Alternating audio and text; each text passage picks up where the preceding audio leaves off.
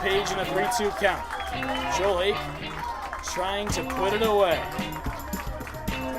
He'll kick and deal. Full count, swing and a miss! The summer of 2018 belongs to Southern Ohio. For the first time in franchise history, the Cheds are champions. Copperheads Baseball is presented by Ohio Health and by Ambassador Laundry, Athens Chambers of Commerce, Athens County Convention and Visitors Bureau, The Cat's Eye, Classic Brands, Donato's Pizza, Dan Inman Electric, Echoing Hills, Edward Jones, Fall Green Moretime, Holiday Inn Express, Jackie O's, Kona Ice, Rocky Brands, Stephanie Wood and Ohio Realty, Shauna Stump, Snyder, Fuller, and Stroh, Union Street Diner, Ohio University Credit Union, and Wendy's. Hi, from Don Edwards Park here in Newark, Ohio. It's the Southern Ohio Copperheads paying a visit to the Licking County Settlers. Hello and welcome into the broadcast. I'm Connor Mills alongside Joey Medore. And Joey, the Copperheads picked up their first win of the 2019 season. First-year head coach Austin Dunphy gets his first win, and the Copperheads are looking to pick up their second win here today. It'll be the Copperheads and Licking County Settlers. When we return, pitching matchup, Brandon Bickelman for Licking County Settlers and Cameron Stiglich. Joey Medore will have you on the pitching matchups and starting lineups when we return right after the national anthem. We'll be right back on the Copperheads Media Network, presented by Ohio Health.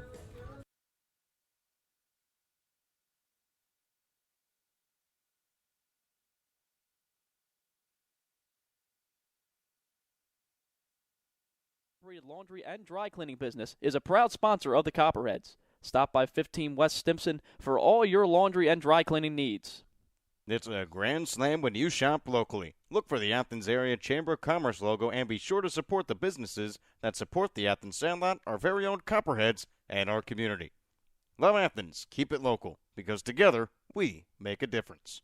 The fun is just beginning in Athens, Ohio. Outdoor concerts and festivals, rails and trails, a 30-mile meal, and the funky vibe of uptown Athens and Court Street, Ohio's most eccentric half-mile. The best road trip starts at AthensOhio.com, the region's most comprehensive site for maps, shopping, and dining directories, and events calendar. Visit AthensOhio.com and start planning your next adventure. Classic Brands, Budweiser, and Yingling are all proud supporters of Copperheads Baseball. Please drink responsibly and always use a designated driver. Responsibility matters. Donato's is the exclusive pizza provider of the Southern Ohio Copperheads. With toppings loaded from edge to edge, Donato's Pizza will be sure to satisfy your hunger. Located at 688 East State Street in Athens, make Donato your pizza of choice today. Order by calling 740-529-5049 or order online at donatos.com. Southern Ohio Copperheads would like to show our support for Echoing Hills. Echoing Hills provides individuals a place to call home and a comfortable and safe environment where they can achieve their dreams surrounded by supportive friends and staff. For more information, contact them at 740-594-3541. Fall Green Moretime, one of the nation's leading integrated marketing and communication firms, prides itself on hiring the best and brightest graduates from across the country each year. In fact, the company is home to many Ohio University alumni. For more details on internships and employment opportunities, visit www.fallgreenmoretime.com. You'll be living the life if you stay at the Holiday Inn Express with a free complimentary breakfast, high-definition televisions in all the rooms, and free Wi-Fi, in addition to being the only non-smoking hotel in Athens. Live the life, Holiday Inn Express. Fans, Jackie O's Pub and Brewery is the official pregame and postgame hangout for the Copperheads. Be sure to meet us there before and after every game. From your pint to your plate, Jackie O's proudly presents over 40 beers on draft, produced right here in Athens. Newly remodeled public house and kitchen menu, uptown in-house bakery, 22-acre farm and taproom facility lunch specials, and locally sourced dinners, 7 days a week. 100-plus person outdoor patio, uptown. Learn more at JackieO's.com, Instagram, or Facebook today. After the game, be sure to stop by Jackie O's Uptown or the Tap Room on Campbell Street. Just because the game ended doesn't mean your night has to. Jackie O's, the official pregame and postgame sponsor of your Copperheads. Don't forget to stop by Kona Ice behind the press box on the third base side, locally owned and operated by Rich Hayes of Athens. They offer tropical shaved ice in an assortment of flavors, and be sure to ask about their fundraising opportunities. Rocky Brand is so much more than you think. Rocky Brand is a global leader in the footwear and apparel market with over 1,500 distributors of Rocky, Georgia Boot, and Durango brands nationwide. Rocky Brand designs, develops, and markets hard-working boots, outdoor footwear, and apparel designed for every pursuit, and fashionable women footwear that invites you to live a little on the edge. And they do it all right here in Southeast Ohio. To see the whole Rocky Brand story, go to rockybrands.com. State Farm and agent Shauna Stump are proud supporters of Copperhead Baseball. Visit our West Union Street office or call 593-6882 today to discuss all your insurance and financial services needs. She's celebrating 14 years of service in the Athens community. Like a good neighbor, State Farm is there. Snyder, Fuller & Stroh is one of the premier financial and insurance firms in the region. If you have questions regarding your financial, insurance, or employee benefit package, please call Mark Snyder, Jim Fuller, or Dan Stroh at 740-594-8385 or visit them online at www.snyderfullerstroh.com. That is SNIDERFULLERSTROH.com. The Cat's Eye Saloon at 12 North Court Street features a great selection of craft beers on tap and in the bottle 365 days a year. The Cat's Eye Saloon is a proud supporter of the Southern Ohio Copperheads and all Ohio University athletics. The Cat's Eye Saloon, your home away from home, open 7 days a week. The Copperheads would like to thank Wendy's for their support of the team and players. If you're hungry, stop into Wendy's located off Richland Avenue and East State Street. Check the back of your ticket stub for a free small Frosty with any purchase. The Copperheads would like to thank Wendy's for their support of the team and players. If you're hungry, stop into Wendy's, located off of Richland Avenue and East State Street. Check the back of your ticket stub for a free small Frosty with any purchase. Ambassador Laundry, your locally owned and operated laundry and dry cleaning business, is a proud sponsor of the Copperheads. Stop by 15 West Stimson for all your laundry and dry cleaning needs. It's a grand slam when you shop locally. Look for the Athens Area Chamber of Commerce logo and be sure to support the businesses that support the Athens Sandlot, our very own Copperheads, and our community. Love Athens, keep it local, because together we make a difference. The fun is just beginning in Athens, Ohio. Outdoor concerts and festivals, rails and trails, a 30-mile meal, and the funky vibe of uptown Athens and Court Street, Ohio's most eccentric half-mile. The best road trip starts at AthensOhio.com, the region's most comprehensive site for maps, shopping, and dining directories, and events calendar. Visit AthensOhio.com and start planning your next adventure. Classic brands Budweiser and Yingling are all proud supporters of Copperheads Baseball. Please drink responsibly and always use a designated driver. Responsibility matters. Donato's is the exclusive pizza provider of the Southern Ohio Copperheads. With toppings loaded from edge to edge, Donato's Pizza will be sure to satisfy your hunger. Located at 688 East State Street in Athens, make Donato your pizza of choice today. Order by calling 740-529-5049 or order online at donatos.com. Southern Ohio Copperheads would like to show our support for Echoing Hills. Echoing Hills provides individuals a place to call home and a comfortable and safe environment where they can achieve their dreams surrounded by supportive friends and staff. For more information, contact them at 740-594-3541. This is Austin Dunphy, the manager with the Southern Ohio Copperheads, and you're listening to the Copperheads Media Network. This is Austin. So looking in at the starting pitching matchup today between the Settlers and the Copperheads. Pitching for the Settlers will be number 21, Brandon Bickelman out of Madison, Alabama from Kennesaw State. The sophomore this past season had 7 appearances, 3 games started, a 2-1 record with a 4.5 ERA and 18 innings pitched, striking out 13 as well as walking 13, and he will take the bump for the Settlers in this one. For the Copperheads, making his first start on the young season is Cameron Stiglich out of Lexington, Kentucky. Goes to Western Kentucky University, coming off his freshman year. No stats, more of a redshirt year for Stiglich this season. And now we're going to jump into the starting lineups here first. For the Southern Ohio Copperheads, leading off, Thomas Cesaro playing second base. Playing third base, batting second is Ben Rushing. Hitting third and playing right field, the hot hitter Sebastian Fabic. Batting cleanup, playing first base, Chris Gambert. DHing, batting fifth, Zion Avery. Batting sixth, playing center field, is Lucas Nasanti. Batting seventh behind the dish is Scott Combs. Batting eighth, playing shortstop, Jacob Erickson. And batting seventh, rounding out the order, batting ninth, playing left field, is Ty Krentenberger. Now, looking at the Settlers starting lineup, Sam Wilson batting leadoff second, Cass Sabazic batting third, Casey Maniglia hitting cleanup, Turner Hill fifth, Stephen Kraus sixth, Nate Meyer seventh, Justin Perez eighth, Evan Knaus, and rounding out the order is Connor Dodge. Now back over to you, Connor, for the first pitch in this one. Oh, thank you, Joey. We're leading things off here in the top of the first inning is Thomas Zazzaro. Zazzaro is still in search for his first hit on the season. However, he does have 2 RBIs. 3 strikeouts, 2 RBIs. No average for Thomas Zazzaro as it's time for Copperheads baseball. Brandon Bickelman, the first pitch into Zazzaro is a swing and a miss for strike 1. Zazzaro from Cottontown, Tennessee, and Lee University, where he batted .301 this past season. As Bickelman from the windup deals, bouncing ball right back up the middle, and it gets through the hole for a base hit. Thomas Zazzaro picks up his first hit right on cue to begin things here on the top of the first. Copperheads have a runner on base. Yes, Zazzaro also picked up the save in last night's game. Did some action on the mound, but you saw he was ready to come up and swing at the first 2 pitches. Second one gets a pitch he likes, drives it right back up the middle, and the Copperheads have their first man on here in the top of the first inning. First man on, first hit for the Copperheads here in today's game as Ben Rushing stands in from the right side. Nobody out here in the top of the first inning with the runner on first. First pitch coming into Ben Rushing. Hits the inside corner for strike 1. Ben Rushing so far in the season is 1 for 4. Bats .250 for an average, 500 on-base percentage.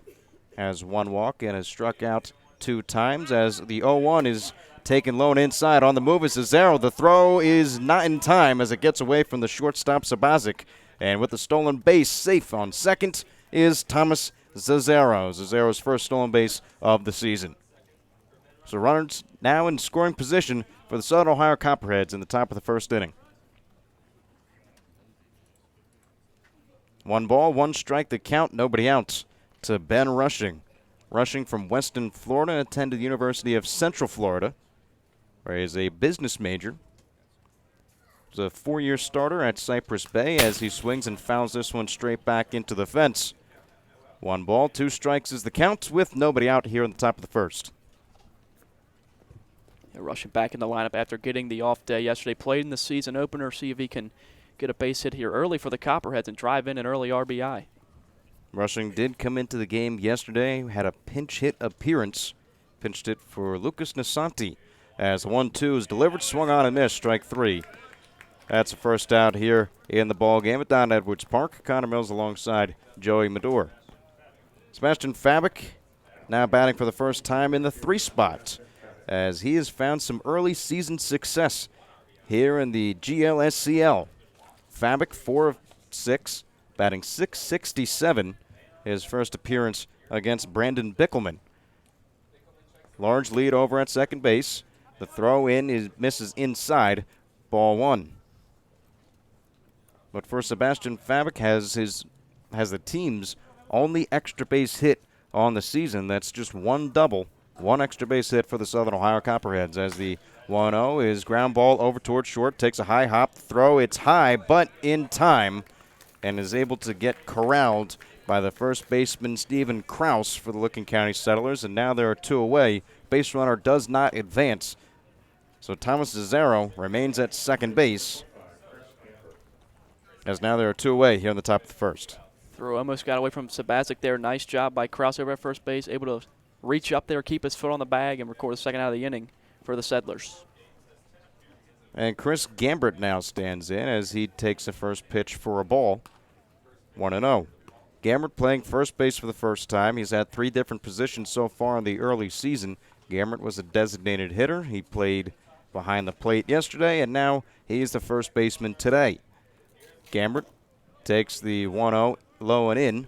Ball bounces in the dirt, 2-0. You say that, Connor. He's been in 3 different positions in 3 days, but one of the only guys that's been in the lineup throughout the 3 days. You can tell they're very excited about this kid's bat this season, as he's been in the 3 and 4 hole for the first 2 games, so it'll be interesting to see what he does. Well, he's highly anticipated as he batted nearly 400 at Bellarmine University as he swings, bouncing ball up the middle. It's going to be a backhand by the second baseman, Meyer. He throws in time for the third out here in the top of the first inning.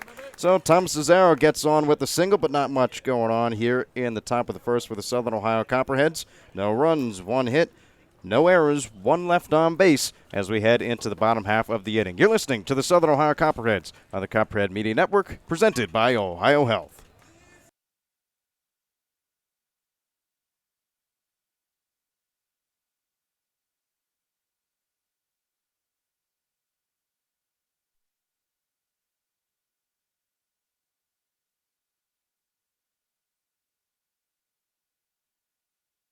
Fall Green Moortine, one of the nation's leading integrated marketing and communication firms, prides itself on hiring the best and brightest graduates from across the country each year. In fact, the company is home to many Ohio University alumni. For more details on internships and employment opportunities, visit www.fallgreenmoortine.com. You'll be living the life if you stay at the Holiday Inn Express with a free complimentary breakfast, high-definition televisions in all the rooms, and free Wi-Fi, in addition to being the only non-smoking hotel in Athens. Live the life, Holiday Inn Express. Fans, Jackie O's Pub and Brewery is the official pregame and postgame hangout for the Copperheads. Be sure to meet us there before and after every game. From your pint to your plate, Jackie O's proudly presents over 40 beers on draft, produced right here in Athens. Newly remodeled public house and kitchen menu, uptown in-house bakery, 22-acre farm and taproom facility lunch specials, and locally sourced dinners, 7 days a week. 100-plus person outdoor patio, uptown. Learn more at JackieO's.com, Instagram, or Facebook today. After the game, be sure to stop by Jackie O's uptown or the tap room on Campbell Street. Just because the game ended doesn't mean your night has to. Jackie O's, the official pregame and postgame sponsor of your Copperheads. Hi, I'm Cameron Stiglitz from Western Kentucky University, and you're listening to Copperheads Media Network.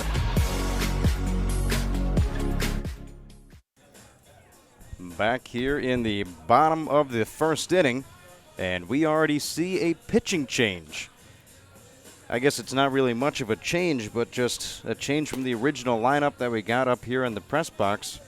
Now pitching for the Southern Ohio Copperheads, number 14, Zach Iverson out of Charlotte, North Carolina, and Michigan State. So the pitcher that was slated to start today, well, he's not on the mound today. That was going to be Cameron Stiglitz. So not sure what the pitching change, what it really means. It's a surprise to us. But it looks like Zach Iverson looks ready to pitch as he throws into Sam Wilson, the third baseman, misses high for ball 1.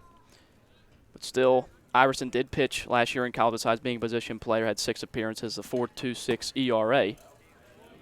As the 1-0 misses outside, 2 balls and no strikes. So we do see the lineup that was given to us. It does state Cameron Stiglitz on the mound, but now this is Zach Iverson as he gets Sam Wilson swinging and fouling it off towards the left side. 2 balls and 1 strike with nobody out here in the bottom of the first inning. I just hope it didn't have to do with an injury for why Stiglitz got pulled from the start.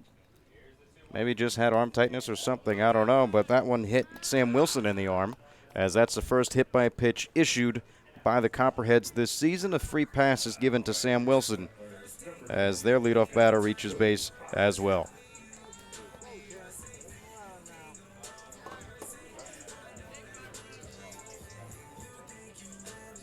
So Kaz Sobazik will now stand in from the left side. So Bazik had his first game yesterday. So Bazik, 2 for 5 yesterday's game as he takes a first pitch in for a called strike, 0-1.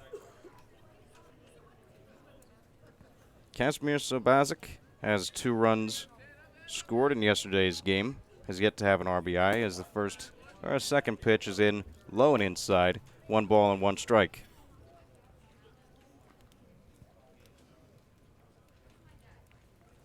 So Bazik batting .400 on the early season from Monroe Community College as he watches the pitch hit the outside corner.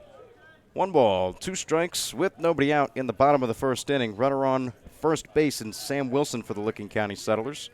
So he reached by a hit by pitch.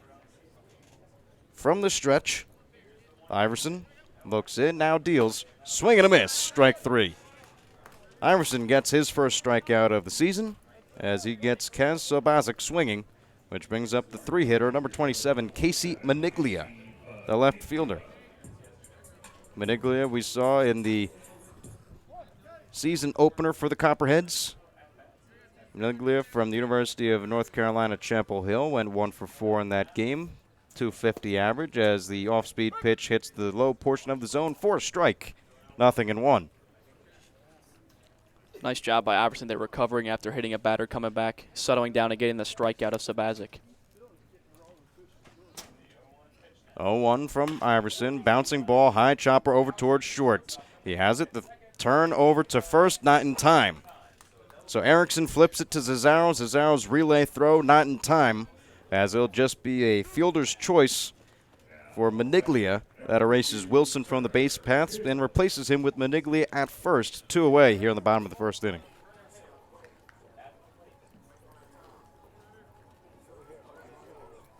From the left side, Turner Hill stands in from Malone College. Batting .500 on the early GLSCL season. As first pitch into Turner Hill is in for a called strike. Of course, Hill had the big hit yesterday that knotted up the game at 3 in the 7th inning of that ball game. 0-1 pitch. That one's low for ball 1. Evens up the count at 1 ball and 1 strike.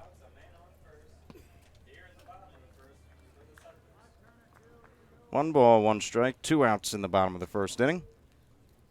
As Zach Iverson toes rubber and deals. Low and outside, 2 balls and a strike. Turner Hill at Malone College batted .335, had a .420 on-base percentage, 29 RBIs, 35 runs. Did have a little extra base power as he bounces this one to the leaping first baseman Gambert, who has it, takes it to first himself, and the side is retired. So after the hit by pitch and a fielder's choice, the Licking County Settlers go relatively quiet here in the bottom of the first inning. No runs, no hits, no errors, 1 left on base. As we head to the top of the second, you're listening to the Copperheads on the Copperhead Media Network, presented by Ohio Health.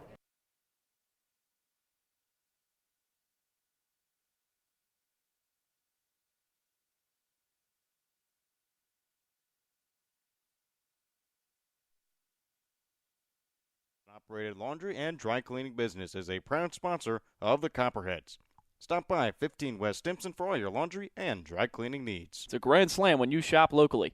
Look for the Athens Area of Commerce logo and be sure to support the business that support the Athens Sandlot, our very own Copperheads, and our community. Love Athens. Keep it local, because together we make a difference. The fun is just beginning in Athens, Ohio. Outdoor concerts and festivals, rails and trails, a 30-mile meal, and the funky vibe of Uptown Athens and Court Street, Ohio's most eccentric half-mile.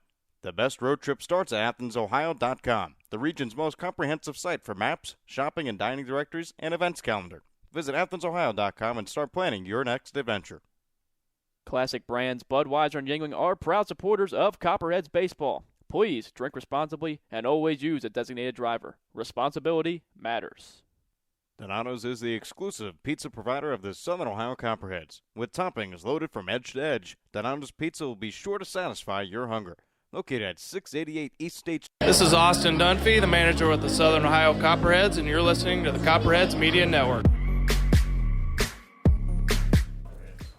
Top of the second inning here at Don Edwards Park. Zion Avery, Lucas Nasanti, and Scott Combs all due up for the Copperheads in the top half of the inning, as there's no score between these two teams. Zion Avery got his first hit in yesterday's game as he stands in from the right side. Avery 1 for 7 as a first pitch hits the outside corner for strike 1. Avery, the designated hitter today, batting .143, has a .400 on-base percentage, however. As the 0-1 is inside, nicks his jersey, and is awarded first base. So after a nice-looking strike from Brandon Bickelman, he misses inside with the fastball, nicks the jersey of Zion Avery, and now raises on-base percentage a little bit. as he stands on first base. That's now the third time Avery's already been hit this season. In just 3 games, got plunked in the game twice yesterday. Sometimes guys just tend to have a knack for getting hit by the ball. I guess so. 2 hit by pitches, like you said, yesterday's game, and now the first pitch into Lucas Nasanti, the center fielder, is for a ball outside. Nasanti 1 for 2 in yesterday's game in his season debut for the Copperheads. Easy math there for a .500 average as he watches a fastball go by. 1 ball, 1 strike, nobody out here in the top of the second.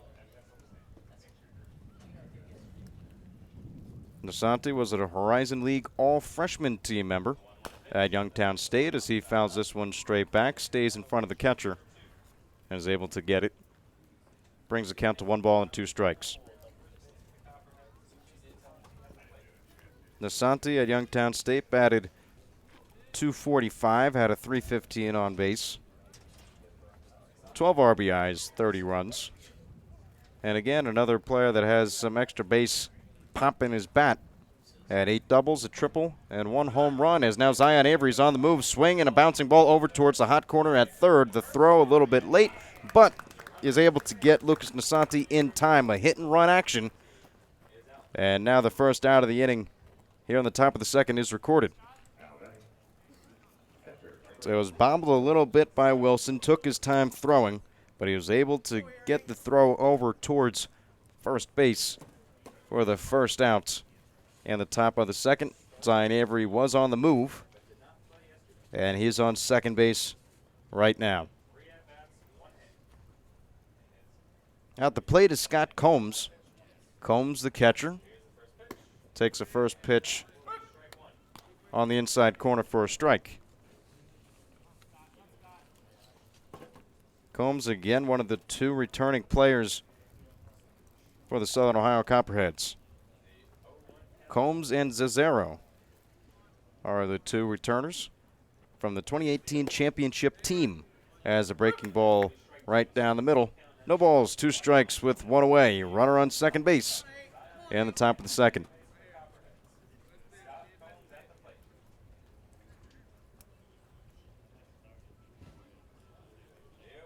(0-2) into Combs, almost hits him as he dances outside.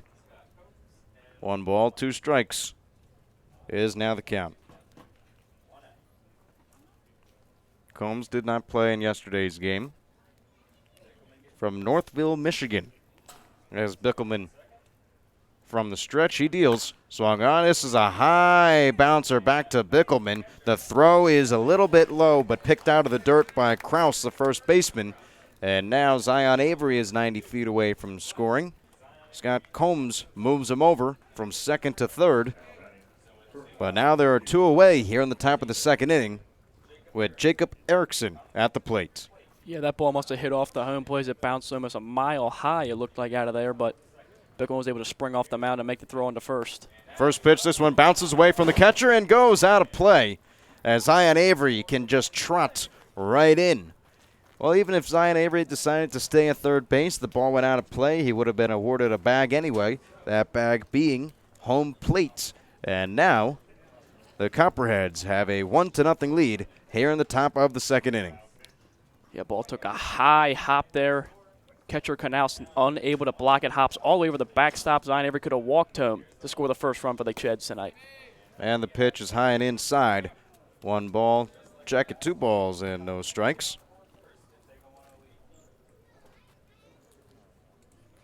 Zion Avery scores on the pass ball. Copperheads take a 1-0 lead in the top of the second as the pitch is inside, almost nicks the jersey of Jacob Erickson, who is still in search for his first hit on the season. Erickson 0 for 4 strikeouts back in game number 1. Did come in for defensive purposes in yesterday's game, as now the 3-0 count is taken all the way on the outside corner for a called strike. 3 balls and 1 strike with 2 away in the top of the second inning. Copperheads scored 1 as they lead 1-0. The 3-1 swung on and bouncing ball foul. Swings and bounces it right back to the net. As now the count runs full with 2 away here in the top of the second.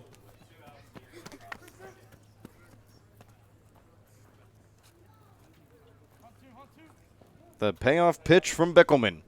Swung on, ground ball over towards third. Takes a high hop, bounces off the chest of Wilson, and it will be safe at first for Jacob Erickson. Not much Wilson could have done there. Ball just took a funky bounce off the lip. Tried to knock it down, stayed in front of it, bounced off his chest. But now, for the first time this season, Jacob Erickson is on the base paths. Yeah, it's going to be a tough error there for Wilson, as obviously that ball hit the lip and took a high hop. Looked like he had it in position, but he's going to get slapped with an error on that one. And almost a bunt attempt is what it looked like, but Erickson steals second base as he was on the move. Pitch was a ball. Erickson steals second as the ball went out into center field.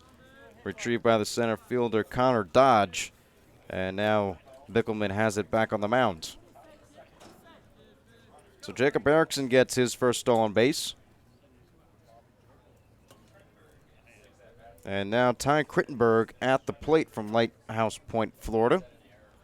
From University of Central Florida, as he takes a pitch on the outside corner for strike number 1. 1 ball, 1 strike is the count. As Crittenberger hit .425, had 5 home runs back in 2018 for his high school. His first team All-County FACA All-State honors. So he takes the pitch in for a called strike. 1 ball, 2 strikes, 2 outs here in the top of the second inning. Runner on second base in Jacob Erickson, as the Copperheads have already taken a 1-0 lead on a pass ball. Zion Avery, who was hit by a pitch, came around to score. Ty Crittenberger looking to add on to the lead with a runner in scoring position. And the pitch is a breaking ball that is too far inside for ball number 2. Count even at 2 balls and 2 strikes. I think Bickelman thought he had a strike on that one, started walking off the mound towards the third base dugout. Well, not only did Bickelman think that he had the strikeout, but a couple of his teammates did as well, as the pitch is swung on, bounced over into the dirt. Catcher Knaus could not find it, but finds it in time to throw Crittenberger out at first base. Crittenberger hustling all the way, just a strong throw from Knaus, and that retires the side. So the Copperheads take a 1-0 lead thanks to a pass ball where Zion Avery was able to score. 1-0 Copperheads, as you're listening to the Copperheads on the Copperhead Media Network, presented by Ohio Health.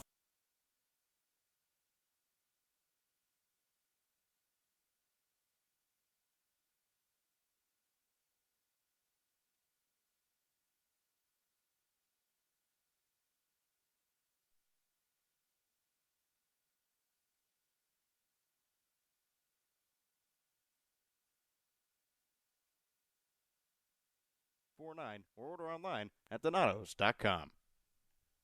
The Southern Ohio Copperheads would like to show our support for Echoing Hills. Echoing Hills provides individuals a place to call home in a comfortable and safe environment where they can achieve their dreams surrounded by supportive friends and staff. For more information, contact them at 740-594-3541.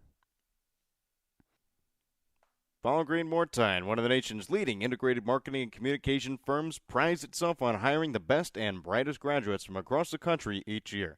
In fact, the company is home to many Ohio University alumni. For more details on internships and employment opportunities, visit www.ballgreenmortine.com. You will be living the life if you stay at the Holiday Inn Express with the free complimentary breakfast, high-definition television in all the rooms, and free Wi-Fi. In addition to being the only non-smoking hotel in Athens, live the life. Holiday Inn Express.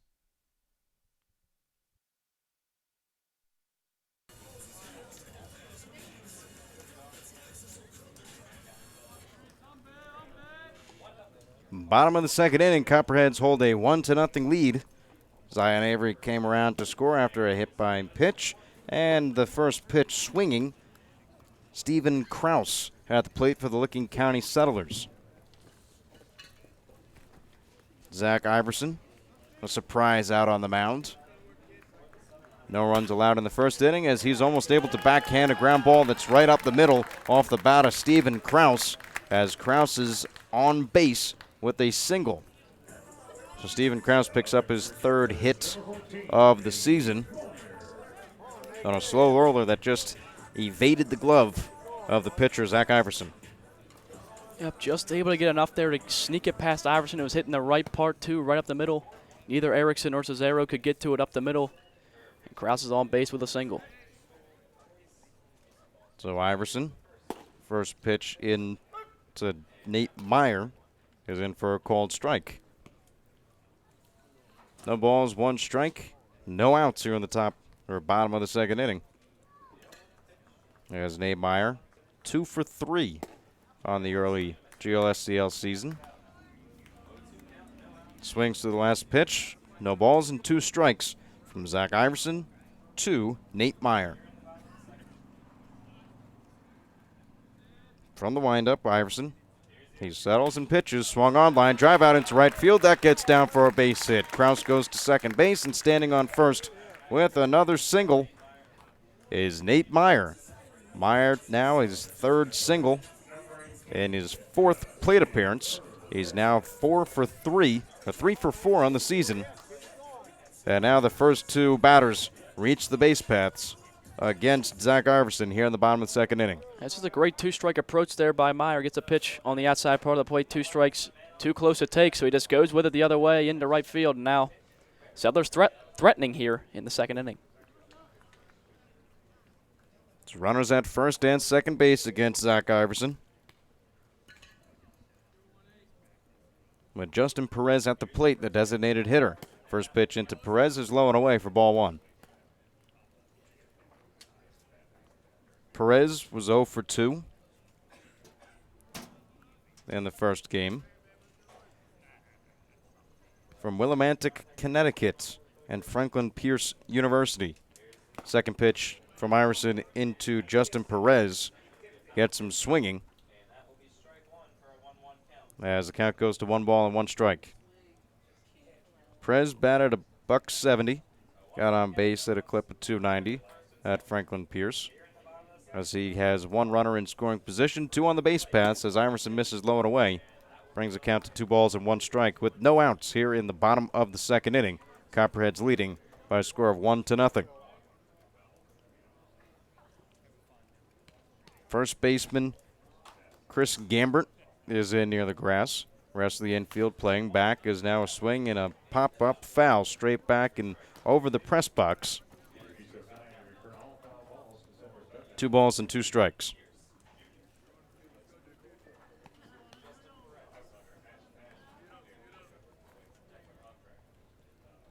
Steven Kraus on second base. He had a single against Zach Iverson. And then Nate Meyer had a single of his own. As those are the 2 runners on the base paths, as the pitch from Iverson into Justin Perez gets him swinging for out number 1. Second strikeout on the day for Iverson, as that'll bring up Evan Knaus. See Iverson going right at him there with 2 strikes, not afraid to throw the fastball over the plate, blows it right by Perez to get the first out of the inning. Knaus catching for the second time in this 3-game series. Settlers picked up the first game. Copperheads are looking to win the rubber match, as the count is at 1 ball and no strikes. Pitch was inside to Evan Knaus. Knaus from Boardman, Ohio, Eastern Gateway Community College, takes an off-speed pitch in for a called strike. 1 ball and 1 strike with 1 away in the bottom of the second inning. 2 runners on the base paths. Copperheads up 1-0. Knaus was 0 for 3 in the first game, but at Eastern Gateway, .445 batting averages. He swings and fouls this one off towards the left side, bounces off the netting in front of the dugout for the Settlers. A couple Settlers just scurry out of the way, make sure they don't get hit with the foul ball. Always got to be on your toes down there in the dugout. You do. 1 ball, 2 strikes, 1 away. As Zach Iverson from the stretch looks back, now deals, swung on and fouled straight back into the net.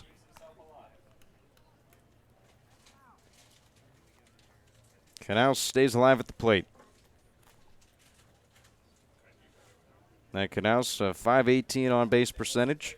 35 runs, 38 RBIs in the spring. 6 home runs, so a little pop in his bat as he has 1 runner in scoring position, 2 on the base paths. The 1-2 swung on, and another foul ball. This one aimed at the third base coach, T.J. Wharton. Standing on first, Wharton, another first-year head coach. Yep, just like our coach, Austin Duffy, but like how Iverson is moving all over the zone right now, in, out, up, and down, trying to get them out in several ways rather than just throwing the ball in the same spot every time. Iverson looking for the solution here as the 1-2 swung on and popped up into the infield. Iverson's eyeing it up. First baseman Chris Gambert's there, makes a 2-hand grab and gets the second out in the bottom of the second. So after the first 2 batters in this inning reached by a base hit, Iverson is 1 out away from avoiding any trouble or any further trouble here in the bottom of the second.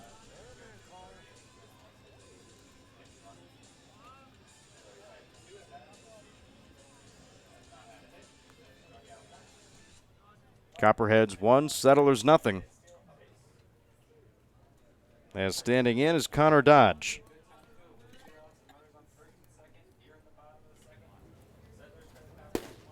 First pitch into Connor Dodge is in for a called strike. 0-1. So for Connor Dodge, still in search for his first hit of the season from Hope College in Bakersfield, California. 5'9", bats left, throws right as a pitch from Iverson. This is low and inside. Brings the count to 1 ball and 1 strike. 2 outs here in the bottom of the second inning. As Connor Dodge look to do some damage here and respond to the Copperheads. As he swings, line drive out into left center field. Center fielder Nasanti has it, throws to third behind the runner who scores, which is Steven Krause. So now this game is tied thanks to an RBI single, the first hit of the season for Connor Dodge. He brings a score to 1-1 between the Settlers and the Copperheads. Yeah, inside pitcher Dodge did a good job keeping his hands inside the ball and just dispenses it out into center field. Thought they might have had a play at Krause at the plate, but Nasanti decided to throw it into third, and now we're tied up at 1 here in the second inning. So not much changes on the base paths, just a couple players change positions as a swing and a miss from the leadoff hitter Sam Wilson. On second base is Nate Meyer. He reached the base paths with a single. Was the second hit of the inning. Steven Krause came in to score on the RBI single from Connor Dodge. There's no balls and 1 strike with 2 away here in the bottom of the second inning. Iverson's pitch is taken low for ball 1. 1 ball and 1 strike is a count into Sam Wilson. As Wilson was hit by a pitch in his first at-bat and then was retired on a 6-4 putout. Shortstop to second base on a fielder's choice from Casey Maniglia. As 1-1. Breaking ball misses away. 2 balls and 1 strike.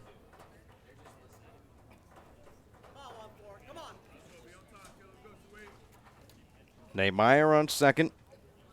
Connor Dodge on first. Iverson on the mound for the Copperheads. As the count, the 2-1. Low in the dirt for ball 3. Iverson has not walked a batter as of yet. Saw 4 batters in the bottom of the first inning. This will be his 6th here in the bottom of the second. Iverson checks back the runner, Nate Meyer at second, now deals inside for ball 4. Bases loaded for Zach Iverson here in the bottom of the second inning. And Kaz Sobazik, who struck out his last time up, will stand in at the plate. Kaz Sobazik bats left, throws right, 6 feet. 6 feet junior from Monroe Community College. As Sobazik had 2 hits in yesterday's game, scored 2 runs.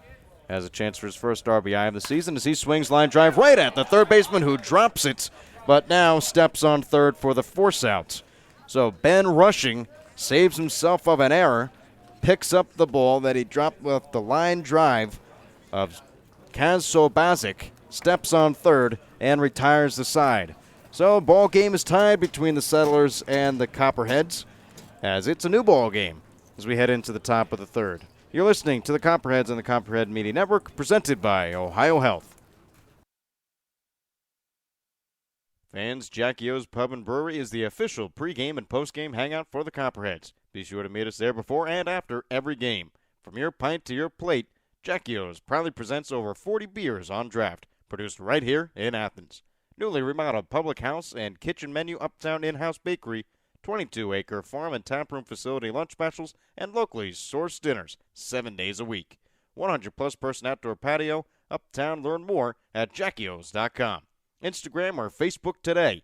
After the game, be sure to stop by Jackie O's Uptown or the tap room in Campbell Street. Just because the game ended doesn't mean your night has to. Jackie O's, the official pregame and postgame sponsor of your Copperheads. Don't forget to stop by Kona Ice behind the press box on the third base side. Locally owned and operated by Rich Hayes of Athens. They offer tropical shaved ice in an assortment of flavors. And be sure to ask about their fundraising opportunity. This is Austin Dunphy, the manager with the Southern Ohio Copperheads, and you're listening to the Copperheads Media Network. Hi, I'm Ben Rushing. I'm from the University. Top of the third inning between the Copperheads and the Settlers. Settlers scoring one run off the RBI single from Connor Dodge, his first hit of the season, and subsequently his first RBI of the season. This will be Thomas Cesaro batting here in the top of the third inning. Cesaro had his first single of the year. Stole second base but was stranded back in the top of the first. The pitch in from Bickelman almost hits him. Cesaro looks back at the home plate umpire Kyle Ogilvy, but he will stay in to hit. Cesaro reached second base as a pitch misses outside. 2-0 the count, and was stranded in the first. Ben Rushing struck out. Sebastian Fabic was retired on a ground ball to short, and Chris Gambert grounded out to second base in the first as a pitch misses low and away. 3 balls and no strikes with nobody out here on the top of the third inning. Then in the top of the second, Zion Avery was hit by a pitch, came around to score as Cesaro looks at a 3-0 strike right down the middle. Brings the count to 3-1.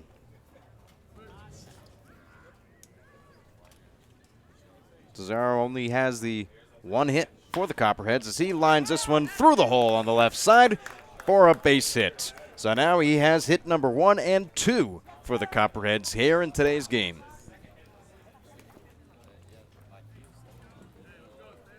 So Cesaro on first base with his second hit of the season. Up doing his job today at a leadoff spot.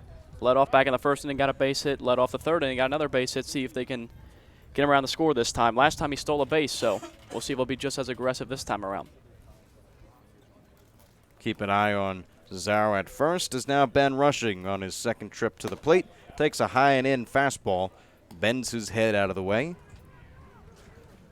1-0.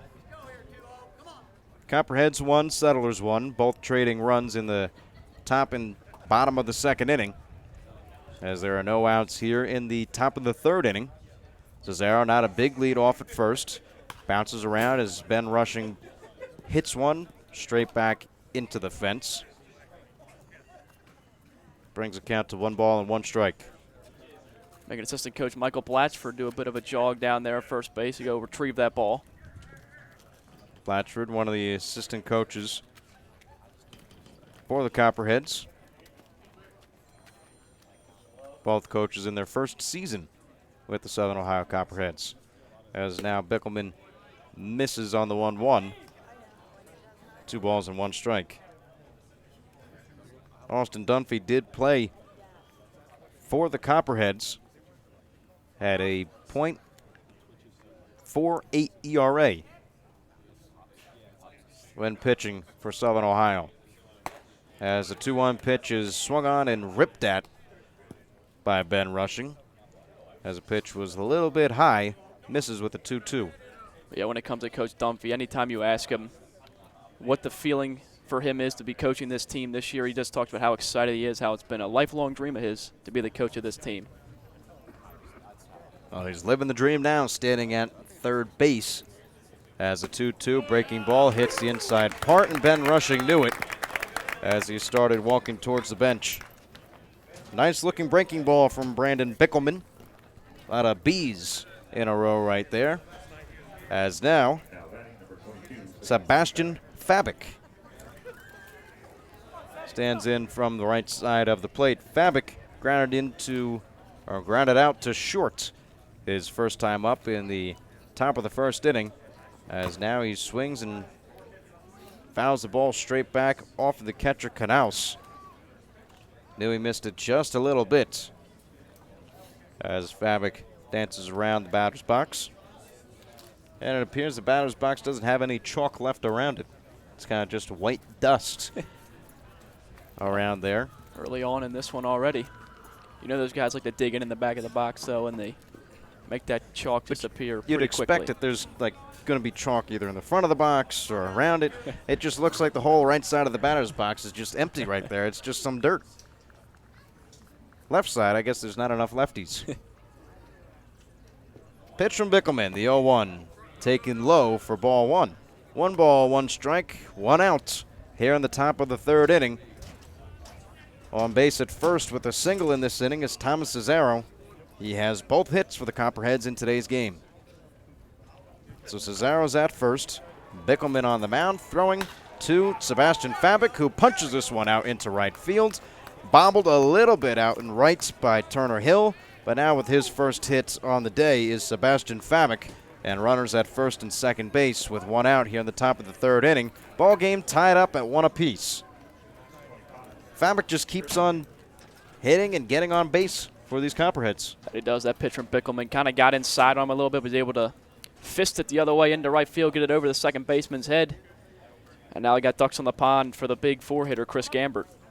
Well, big is an understatement. 6'3" from Bellarmine University as Gambert looks to pick up his second hit on the season. Is 1 for 11 right now as he swings and bounces one that finds the dugout of the Settlers.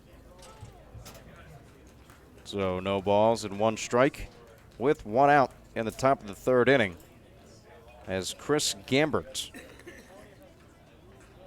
who again batted .391 in college, looking to break out here in the Great Lakes Summer Collegiate League. Long hold from Bickelman. Now he deals outside, or check that. It looked like it was going to be a little bit wide. Gambert checks back to the home plate umpire, Kyle Ogilby. And Ogilby said, yeah, it hit the zone. Bit of a late call there from Ogilby. So quickly ahead in the count is Brandon Bickelman. No balls and 2 strikes.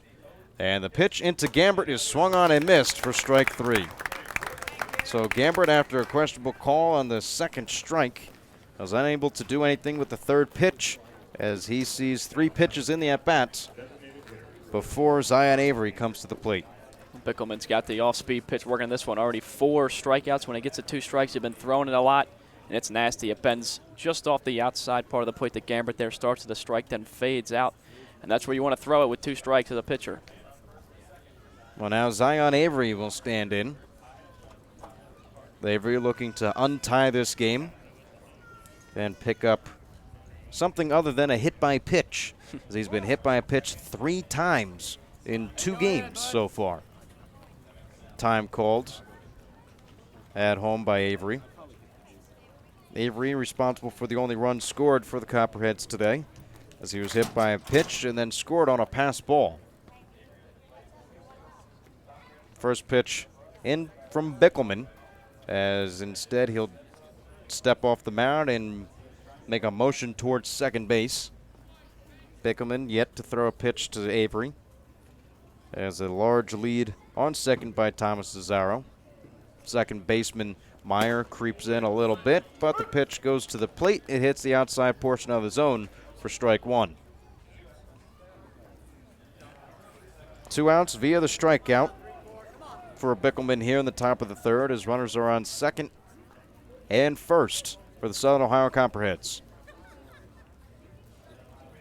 Bickelman looks back twice at second, and now this one is punched out into right field, falling fast but into the glove of Turner Hill, who ranged over and covered a lot of ground to catch the fly out from Zion Avery and to retire the side. So not much going for the Copperheads. They get 2 runners on base, unable to do anything with them, as no runs, 2 hits, no errors, 2 left on base. We'll see in the bottom of the third inning as you're listening to the Copperheads Media Network, presented by Ohio Health.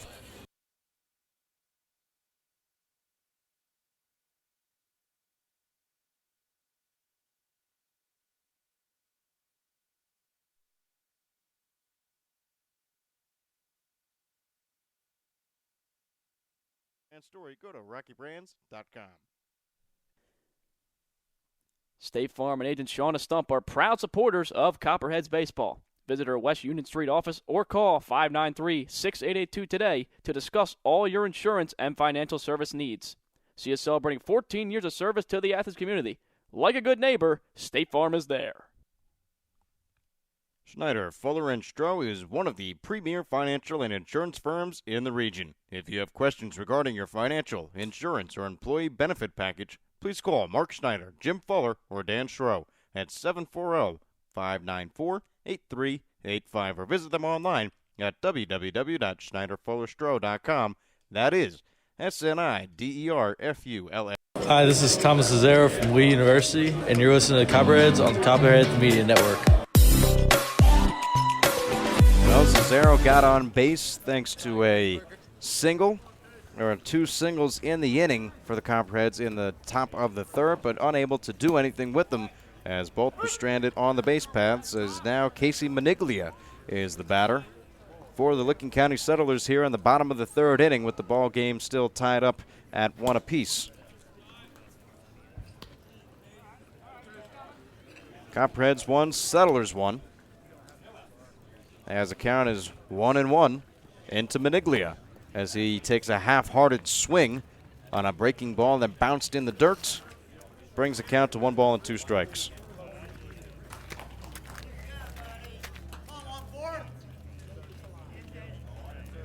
The 1-2. Bounce this one well in front of the home plate. Scott Combs is able to corral it. 2-2. Yeah, I don't think you have to worry about Maniglia chasing that off-speed pitch. Bounce way in front of the plate there. This looks like he lost the grip a little bit on the breaking ball. Now try to come back in the zone here on 2-2. The 2-2 misses outside. Count goes to 3 balls and 2 strikes.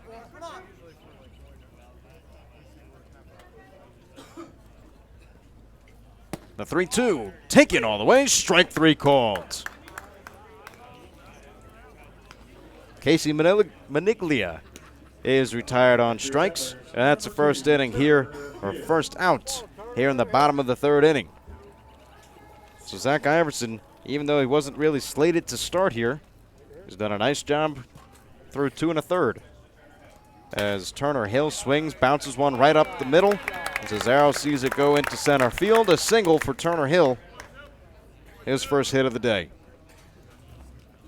That one just sneaking over Iverson's glove. He could have just leaped maybe a little bit and got his glove on it and knock it down in the infield. But it bounced over the glove, and again, no one's playing up the middle, so it gets on into center field for a base hit.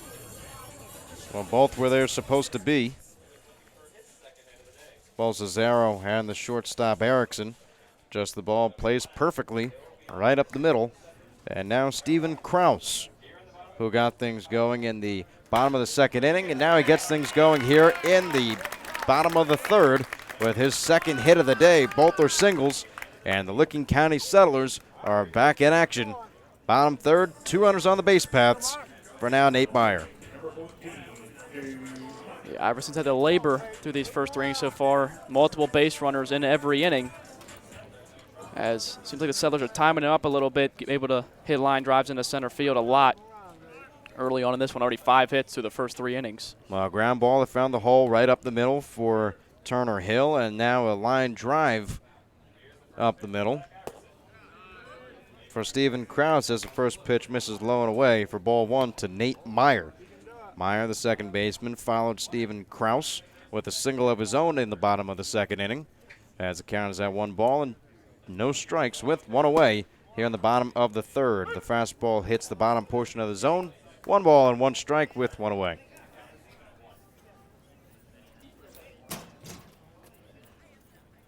Copperheads 1, Settlers 1. Zach Iverson on the mound. Iverson deals to Combs, a breaking ball that hits the outside portion of the zone, brings the count to 1 ball and 2 strikes. Yeah, Ogilvy seems to have a late call when it comes to that pitch on the outside corner multiple times now. Iverson's ahead on the count, 1 ball and 2 strikes on Nate Meyer as the 1-2 is delivered, swung on, fouled off right side, out of play. Count remains at 1 ball and 2 strikes. So after falling into a little bit of trouble in the second inning, allowed 1 runner to score in Zach Iverson. Now he'll have to deal with 2 runners on the base paths again here in the bottom of the third. Iverson checks the runner at second, now deals to the plate, swung on and missed, strike 3. A big strikeout for Zach Iverson, as now he has 2 outs with 2 runners on the base paths. Yeah, Iverson seemed to take a little bit off that pitch, got Meyer out in front after he picked up a base hit off him last time. Nice use of the changeup there. Low in the zone, hard to do anything with that pitch. Now there's 2 away in the inning. 2 outs coming via the strikeout as Perez now stands in. He swings, lines this one out into right field, falling fast, and into the glove of Sebastian Fabic, who runs away with the ball as he alley-oops it back into the infield. Fabic's having fun today. Hope you are too, as the Copperheads and Settlers are tied at 1 apiece. You're listening to the Copperheads on the Copperhead Media Network, presented by Ohio Health.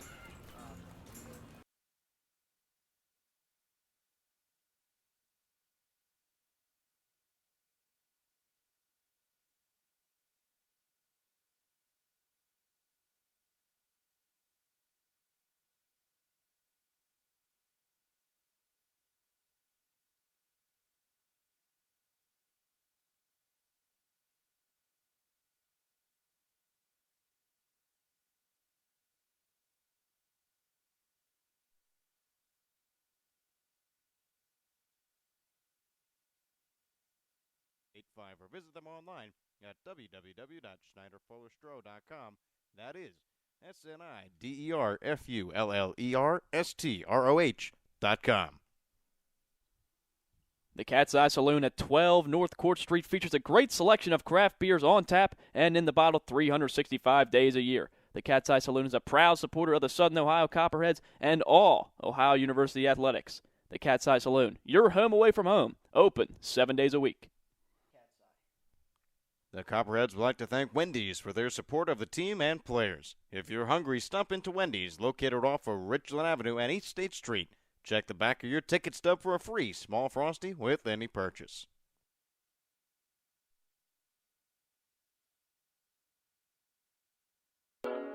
This is Jackson Mandela. I'm from Milwaukee, Wisconsin, and this is your Copperhead Media Network.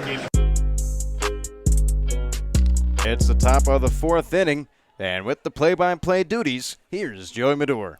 Well, thank you, Connor. We got a 1-1 game here heading into the top of the 4th inning at Don Edwards Park. The Copperheads scratched across a run in the top of the 2nd inning when Zion Avery was on third base, and he scored on a wild pitch.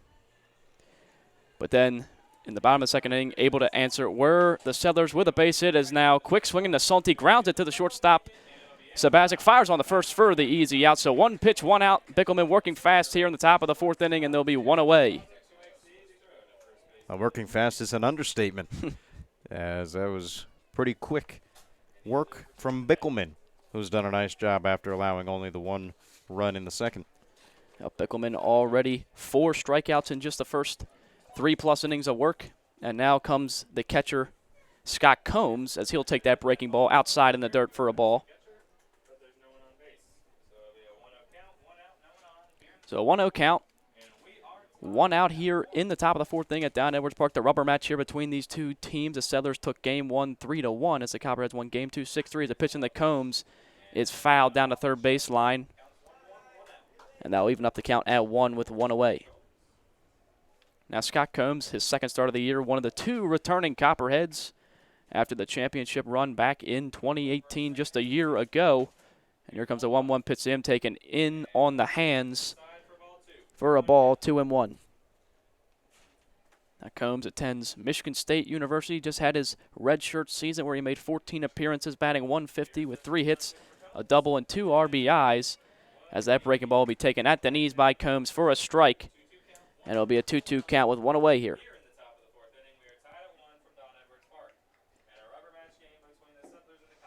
2-2 pitch from Bickelman. He will fire it, and there's a breaking ball. Combs unable to keep the hands back. Knaus will tag him out. The 5th strikeout on the game for Bickelman, and there are 2 away now in the top of the 4th.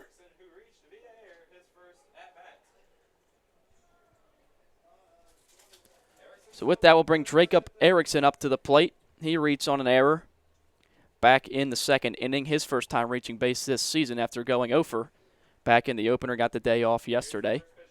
As the 0-0 pitch to Erickson will be right down the heart of a plate for strike 1.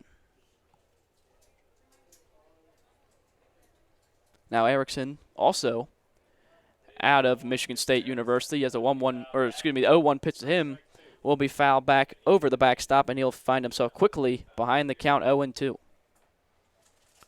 So top of the 4th here at Don Edwards Park, 1-1 ball game as the Copperheads look to take the rubber match in this series. Here comes the 0-2 to Erickson, and he lines it back up the middle, and that will get into center field for a base hit. Dodge will scoop it up and fire it back into the infield, and Jacob Erickson with his first base hit on the year, and the Copperheads have a runner on with 2 down.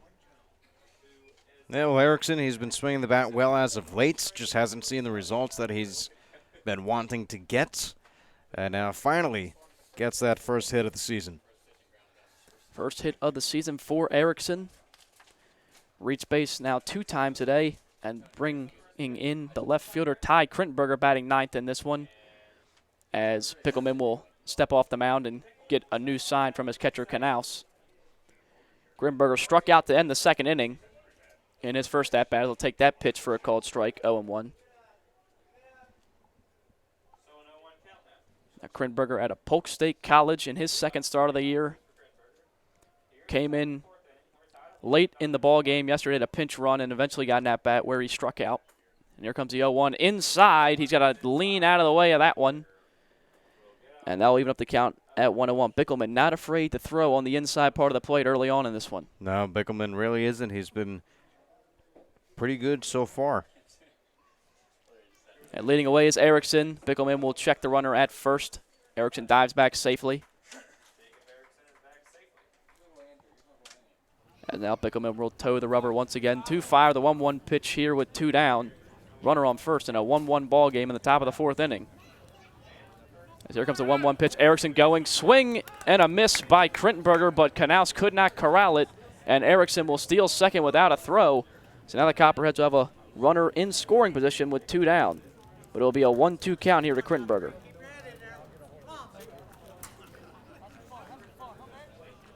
So here comes the 1-2 pitch from Bickelman. He's set at the belt. Rocks him, fires, and that pitch will be swung on and missed by Krintenberger in the dirt. Knaus will fire it on to first to the first baseman, Kraus. And that will retire the side here in the 4th inning. Copperheads go fairly quietly. They get a base hit from Erickson, but he will be stranded at second base. As we will now head into the bottom of the 4th inning. Copperheads 1, Settlers 1. You are listening to Copperheads Baseball on the Copperheads Media Network, presented by Ohio Health.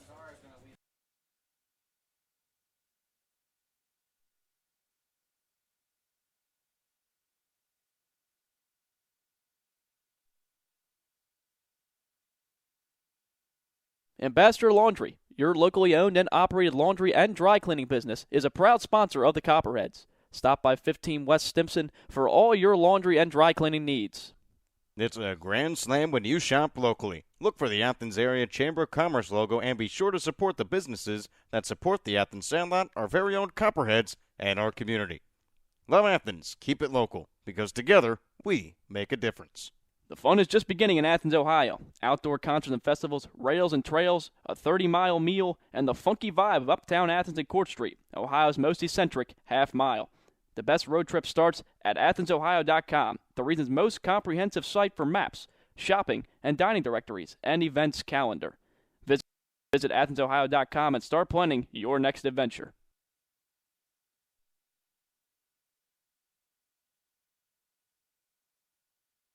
I'm Sebastian Fabic from Cincinnati, Ohio, and you're listening to the Copperheads Media Network. Now, Sebastian Fabic, one of the many Bobcats on this Copperheads roster, already 5 hits so far through the first 3 games on this young season. Blasted that double out to the left center field wall yesterday to bring in a run for the Copperheads. Been a key part to the offense through this first series. And now the first pitch from Iverson fired into Evan Knos will be cut on and miss 0-1.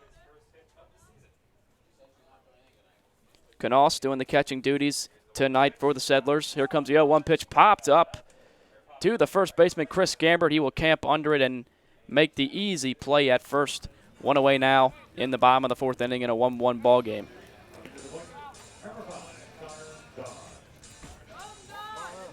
So Knos hits that one a mile high, and with that will bring in the 9-hitter Connor Dodge. Now Dodge drove in the sole run for the Settlers in this ball game his last time out with an RBI base hit up the middle, as he'll look to duplicate that performance in this at-bat.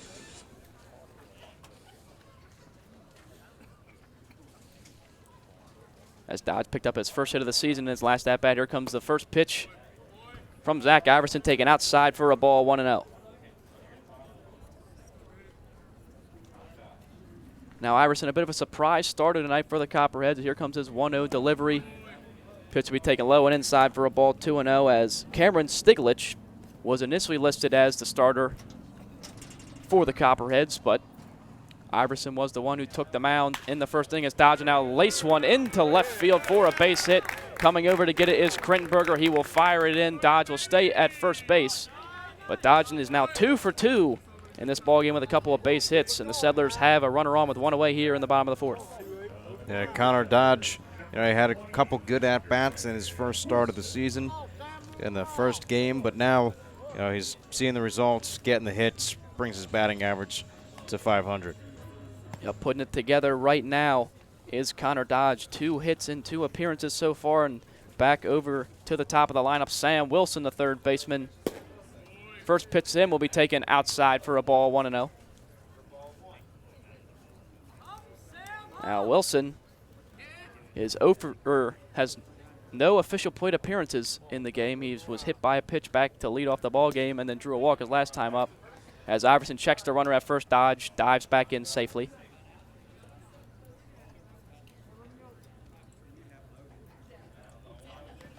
Now Iverson comes set at the belt. Here comes the 1-0 delivery. He fires a breaking ball right down Main Street for a strike, 1-1.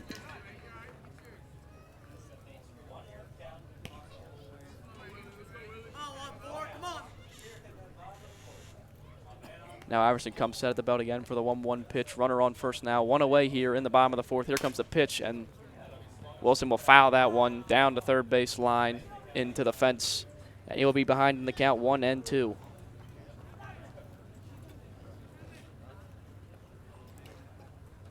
Now Wilson had 4 plate appearances coming into today. Had not picked up a base hit. He's from Dublin, Ohio, out of Ohio State University. As he broke the bat on that inside pitch, he's going to have to get a new piece of lumber. I believe that's the first broken bat of the season that we've seen. Yep, got him in on the hands there, right down on the barrel, and it shattered the bat. So leading off first is Connor Dodge. 1 away here in the bottom of the first inning. Tie ball game at 1. Here comes Zach Iverson's 1-2 pitch, taken outside for a ball. Scott comes flying up to check the runner Dodge. He will run right back over to first. And the count will be 2-2. Well, it looked like Connor Dodge was like a deer in headlights, but actually this deer moved. He was scared to get back to that bag. 2-2 pitch from Iverson. Dodge takes off, ball lined into center field, ranging over is Sebastian Fabic. He camps under and makes the catch. Connor Dodge will head back to first base, and there will be 2 away now in the bottom of the 4th inning.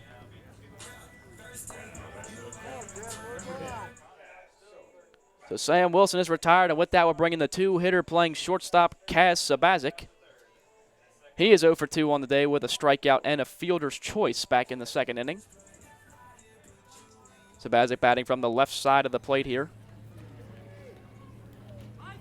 Picked up 2 base hits in the ball game yesterday. Also stole a couple of bags and came around to score twice for the Settlers. On the first pitch, him Dodge taking off again. This ball is fouled. Ranging over is the third baseman Rushing, but he will run out of room, and it'll hit the bleachers down in the third base foul line, and it'll be an 0-1 count.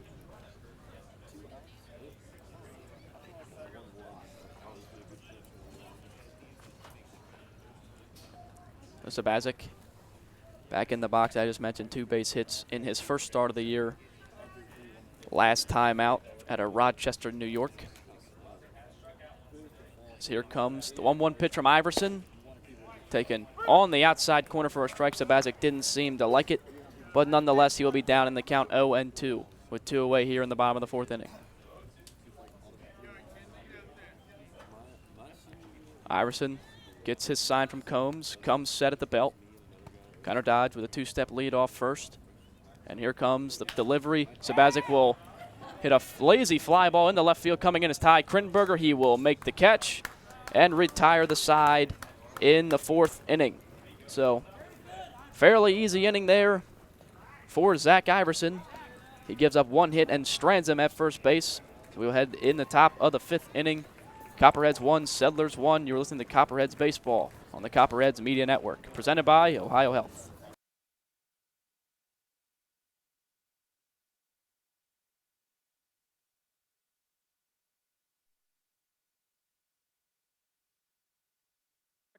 High-definition television in all the rooms and free Wi-Fi. In addition to being the only non-smoking hotel in Athens, live the life. Holiday Inn Express. Fans, Jackie O's Pub and Brewery is the official pregame and postgame hangout for the Copperheads. Be sure to meet us there before and after every game. From your pint to your plate, Jackie O's proudly presents over 40 beers on draft, produced right here in Athens. Newly remodeled public house and kitchen menu, uptown in-house bakery, 22-acre farm and taproom facility lunch specials, and locally sourced dinners 7 days a week. 100-plus person outdoor patio, uptown. Learn more at jackios.com. Instagram or Facebook today. After the game, be sure to stop by Jackie O's Uptown or the tap room in Campbell Street. Just because the game ended doesn't mean your night has to. Jackie O's, the official pregame and postgame sponsor of your Copperheads.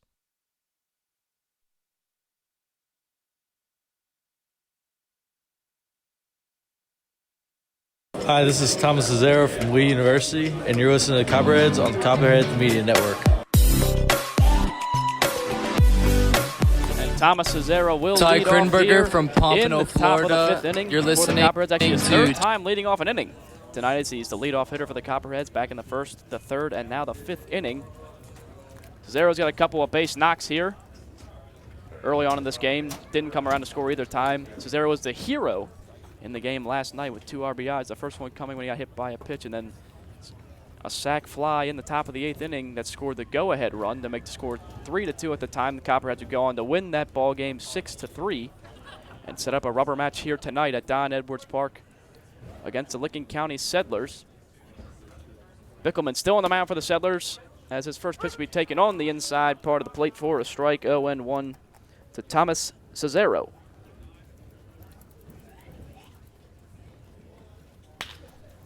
Next ball to Cesaro, hits a grounder to the third baseman. Fired over to Kraus at first base, and the first man will be retired in the 1st inning for the Copperheads.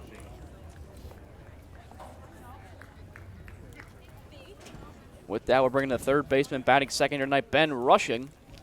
Rushing with a couple of strikeouts in his first 2 at-bats in this one. And the first pitch to him from Bickelman will be taken low in the dirt for a ball, 1-0. Now Rushing already picked up his first hit of the season. Back in game number 1, he is now 1 for 6 on the young season as the pitch from Bickelman will be taken on the inside part of the plate. Rushing didn't appear to like that one as he exchanged a couple words with the umpire, Ogilby. But the pitch will be called a strike 1-1. Bickelman working fast here, firing the next 1-1 pitch, and he blows it right by Rushing. Big cut at that one, but Bickelman will be up on the count 1-2. Brendan Bickelman out of Kennesaw State looking to strike out another Copperheads hitter. Here comes a 1-2 pitch, breaking ball, taking upstairs for a ball, 2-2.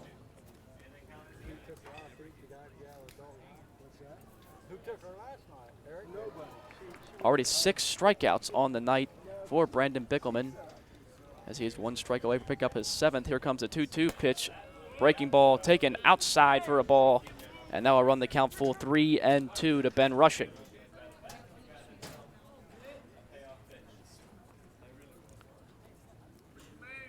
So 1-1 ball game, top of the 5th here at Don Edwards Park, as here comes the full count pitch, and it'll be chopped to the second baseman.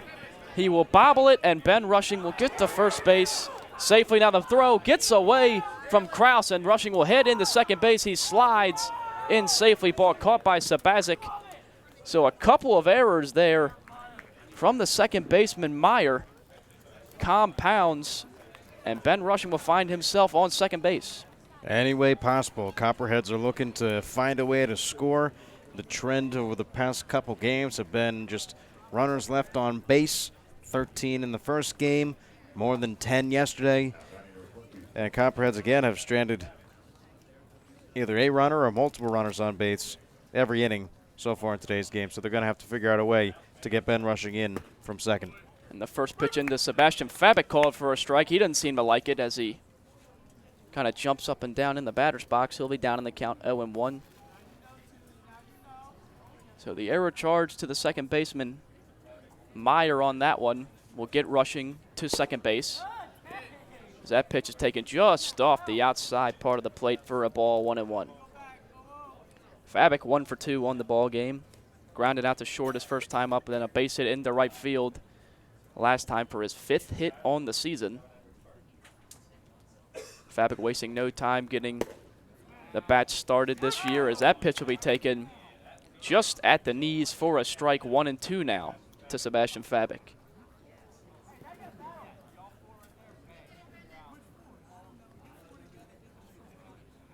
So Bickelman comes set at the belt. Leading off is Ben Rushing, being held on by the second baseman, Hill. Here comes a 1-2 pitch to Fabic.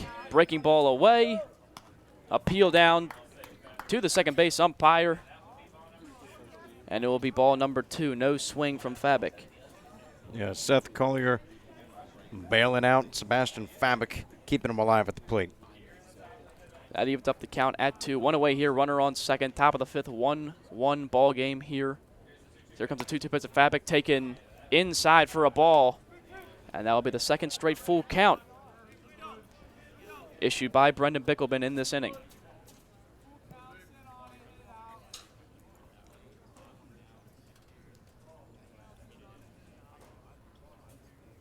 Bickelman gets his sign, comes set at the belt. Here comes the payoff pitch to Sebastian Fabic, and it'll be taken just off the outside part of the plate. He will walk Fabic, and there'll be runners on first and second now with 1 away here in the top of the 5th inning for Chris Gambert, the cleanup hitter. Well, now reaching 77, 78 pitches now for Brandon Bickelman. So he's going to see this is the longest outing for Settler out on the mound, as the previous 2 only went 3 innings. So we'll see how long that the Settlers can ride with Bickelman here. Bickelman, the first 2 starters in the first 2 games only going 3 innings. Bickelman now in his 5th inning of work, as the first pitch to Gamble will be fouled back over the press box for strike 1. Now Ben Rushing reached second base on a fielding and throwing error from the second baseman, Meyer. Sebastian Fabic just walks. The runners on first and second. 1 away here in the inning. Here comes the pitch to Chris Gambert. He fouls that one back into the screen, right on that one, but just couldn't keep it fair. Now it'd have to be just one single error, right? It's a continuous error from the second baseman, Meyer. Yeah. He's not going to get banged for 2 errors on the fielding error and the throw. Just 1. He does get 1 error, but he did compound the mistake by making the bad throw. Here comes the 0-2 pitch to Gambert. He grounds it to the third baseman, Wilson, who can't handle it. Now he throws on to first, and he will still get Gambert in time. Good recovery there by Wilson. The ball bounced to him. It bounced out of his glove, but he was able to pick it up and fire on the first to get Gambert. Runners do move up to second and third, but there are now 2 away here in the top of the 5th inning. Well, that was just a strong throw from Wilson at third. And I don't know, Gambert was running hard down the line. It was a bang play. But the field umpire, Seth Collier, says he's out. Yeah, it looked like he got Gambert just by a step there at first base. So nice recovery there from Wilson, and with that will be the designated hitter, Zion Avery, with ducks on the pond and 2 away here in the top of the 5th. Here comes a pitch. Avery grounds it right back to Wilson. Wilson slides, makes another strong throw on to first. And Bickelman will work his way out of this jam. The Copperheads threatened yet again, but once again, runners stranded in scoring position, and the game will remain tied at 1. So, no runs, no hits, 2 left on for the Copperheads in this inning. We will head into the bottom of the 5th inning, still tied here at 1 at Don Edwards Park in this rubber match between these 2 teams. You're listening to Copperheads Baseball on the Copperheads Media Network, presented by Ohio Health. Stopped by Kona Ice behind the press box on the third base side. Locally owned and operated by Rich Hayes of Athens. They offer tropical shaved ice in an assortment of flavors. And be sure to ask about their fundraising opportunities. Rocky Brands is much more than you think. Rocky Brands is a global leader in the footwear and apparel market with over 1,500 distributors of Rocky, Georgia Boot, and Durango brands nationwide. Rocky Brands designs, develops, and markets hard-working boots, outdoor footwear, and apparel designed for every pursuit, and fashionable women footwear that invites you to live a little on the edge. And they do it all right here in Southeast Ohio. To see the whole Rocky Brands story, go to rockybrands.com. State Farm and agent Shauna Stump are proud supporters of Copperheads Baseball. Visit our West Union Street office or call 593-6882 today to discuss all your insurance and financial service needs.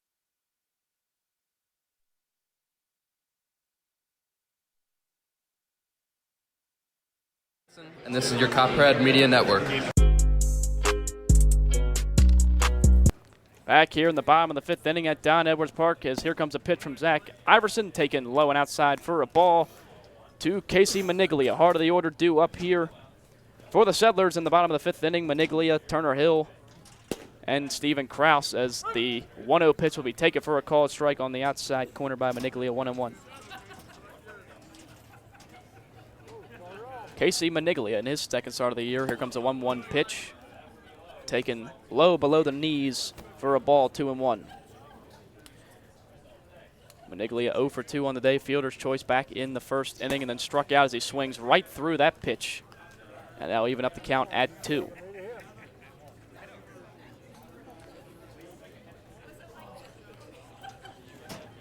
Iverson gets the sign. Here comes a 2-2 pitch into Maniglia, taken just off the outside part of the plate for a ball, and now I'll run the count full. Now Iverson working fast here, already back on the rubber. Here comes the payoff pitch to Maniglia. He will foul it back over the backstop, and we will do it all over again at 3-2. Copperhead scored a run back in the second inning. Settlers were able to answer with a run of their own. Here comes a 3-2 to Iverson, taken on the inside corner. It was a breaking ball that bended right back into the zone, and Iverson gets the backwards K on Maniglia for the first out. Just a nice pitch from Iverson. Just impressed with Iverson, considering he wasn't billed to start today. That's right. Cameron Stiglich was listed as the starter before the first pitch. As here comes a bunt attempt from Turner Hill, and it will go foul down the third baseline, 0-1. We're not exactly sure why Stiglich didn't end up getting the start, but nevertheless, Iverson has come in and has done a fine job through the first 4+ innings, as here comes the 0-1 pitch to Turner Hill, taken low for a ball, 1-1.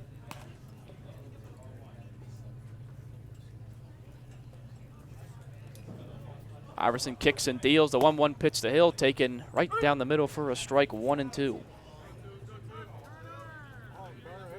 Turner Hill 1 for 2 on the day. Grounded out to the third baseman unassisted in his first at-bat. Then hit a single his last time up 1-2 pitch taken just outside. Scott Combs liked where his pitcher threw it, though. As they'll even up the count at 2. Iverson quickly back on the hill. Here comes the 2-2 pitch and chopped foul by Turner Hill. So now 2-2 once again with one away here in the bottom of the 5th inning. Yeah, Hill just being a thorn in Iverson's side. Just keeping that at bat alive and raising his pitch count. 2-2 pitch, 1 down here, breaking ball.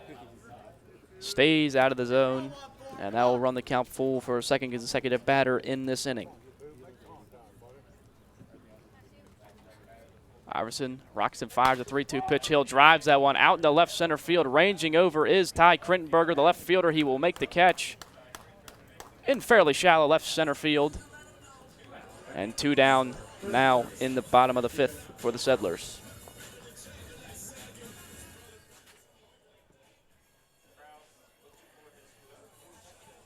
And here comes Steven Kraus, the first baseman. 2 for 2 on the day with 2 base hits up the middle off of Iverson. We'll look to extend the inning here for the Settlers with 2 away in the bottom of the 5th. 1-1 score. First pitch taken outside for a ball, 1-0.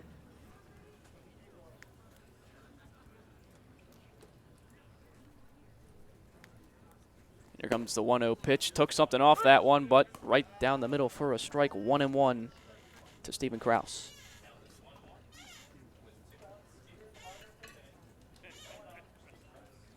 Kraus takes a step out of the box to get a second here. Iverson working really fast this inning. Here comes the 1-2 pitch to Kraus. Swung on and missed in the dirt. And that will run the count to 1-2. As Iverson a strike away from getting through 5 innings of work, only giving up 1 run. As we are tied at 1 here at Don Edwards Park. Here comes the 1-2. Breaking ball taken inside and low for a ball, 2-2. Iverson back on the rubber. 2 balls, 2 strikes, 2 outs here in the bottom of the 5th. Pitch taken way outside. And now every batter of this inning has seen a full count from Zach Iverson. Iverson at 85 pitches so far in the outing. Here comes a pitch. Breaking ball taken inside from Kraus. He will earn himself a free pass. And the Settlers will have a base runner after all in this inning with 2 away. Oh, I'm not sure if it was a free pass. Well, yeah, it was a free pass, but I'm not sure if it was ball 4 or if it was hit by pitch. It looked like it nicked his jersey just a little bit. So either way, he's on first base. Yeah, it looks like they actually did call that a hit by pitch. Just nicked the jersey. Is stepping into the dish is Nate Meyer, the second baseman. It's the first pitch in will be taken outside for a ball, 1-0. As now Austin Dunphy will call time and make his way out towards the mound. Nobody warming up over in the Copperheads bullpen. So this should just be a meeting to calm down his hurler here. Well, he's done a tremendous job so far. Just the one, well, he had 2 hit by pitches today, but the 1 hit by pitch currently in the bottom of the 5th inning.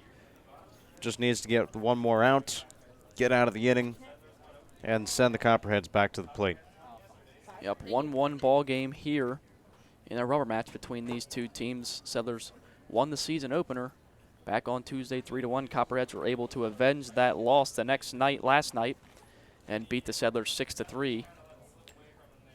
Copperheads scored a run back in the 2nd inning on a wild pitch when Zion Avery was on third as the mound visit comes to an end from Dunphy as he will walk back towards the mound, and Iverson will remain on the hill. But the Settlers picked up the game-tying run on a base hit from Connor Dodge back in the 2nd inning. And that's how we got to this 1-1 score here. So it's a 1-0 count to Nate Meyer, who gets back in the right-handed batter's box. Zach Iverson comes set at the belt. Here comes the 1-0 pitch, outside ball 2, 2-0. Steven Kraus standing on first base. He just drew a walk in the previous at-bat. Here comes the 2-0 pitch from Iverson. Fired right down Main Street for a strike, 2-1. As now will be a 2-1 count in to Nate Meyer, the second baseman. Meyer 1 for 2 on the day as that pitch taken outside for a ball. 3-1, and Iverson looking like he's starting to labor a little bit here as he's getting up towards 90 pitches on the outing. Yeah, just laboring a little bit. Wouldn't be surprised to see someone start working in the bullpen. 3-1 pitch, 1 out, fouled away by Nate Meyer up and over the press box. So now for a 4th consecutive batter in this inning, it's a full count. Well, I mean, that never helps your pitch count. So runner will be going here. Steven Kraus, 3-2, 2 down. 1-1 ball game, bottom 5th. Here comes the pitch. And must have been just a bit low for ball 4, as that will now be the 2nd straight walk issued by Zach Iverson, and runners on 1st and 2nd now with 2 away for Iverson.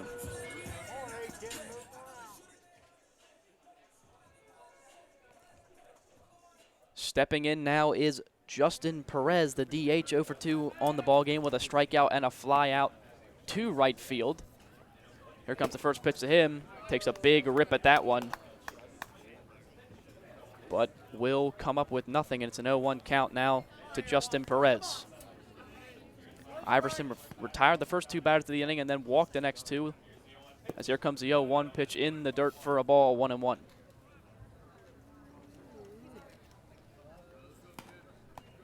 So after retiring the first 2 batters of this inning, 2 walks issued by Zach Iverson. And that's how the runners got where they are. 1-1 ball game in the bottom of the 5th inning here. As here comes a pitch, high pop-up from Perez. Scott Combs heading back towards the screen. It will get over top the backstop and fall in the stands. So now Iverson will be ahead in the count 1-2 with 2 away here in the bottom of the 5th. Yeah, again, just another batter in the Settlers lineup, making Zach Iverson just labor out there on the mound. All he needs is 1 pitch. Here comes a 96th pitch from Zach Iverson to Justin Perez. The 1-2 pitch, 2 down, outside for a ball, 2-2.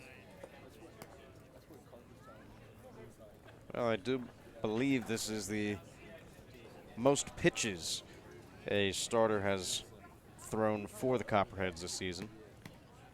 They just want Iverson to work his way through this 5th inning. Here comes a 2-2 to Perez. Fly ball in foul territory. Chris Gambert ranging over, and he will run out of room.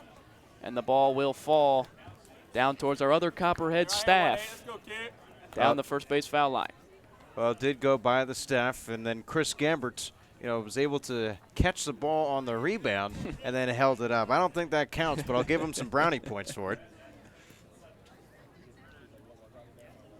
As Gambert fires the ball back towards the Settlers dugout. We will do it again now, 2-2.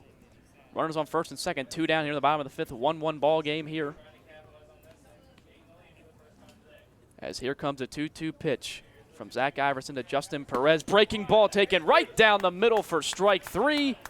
Zach Iverson able to complete this 5th inning as he gets Justin Perez looking for the final out. So the Settlers threatened. So no runs, no hits, but 2 runners will be left on base after a pair of walks.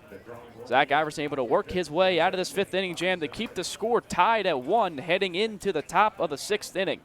You are listening to Copperheads Baseball on the Copperheads Media Network, presented by Ohio Health.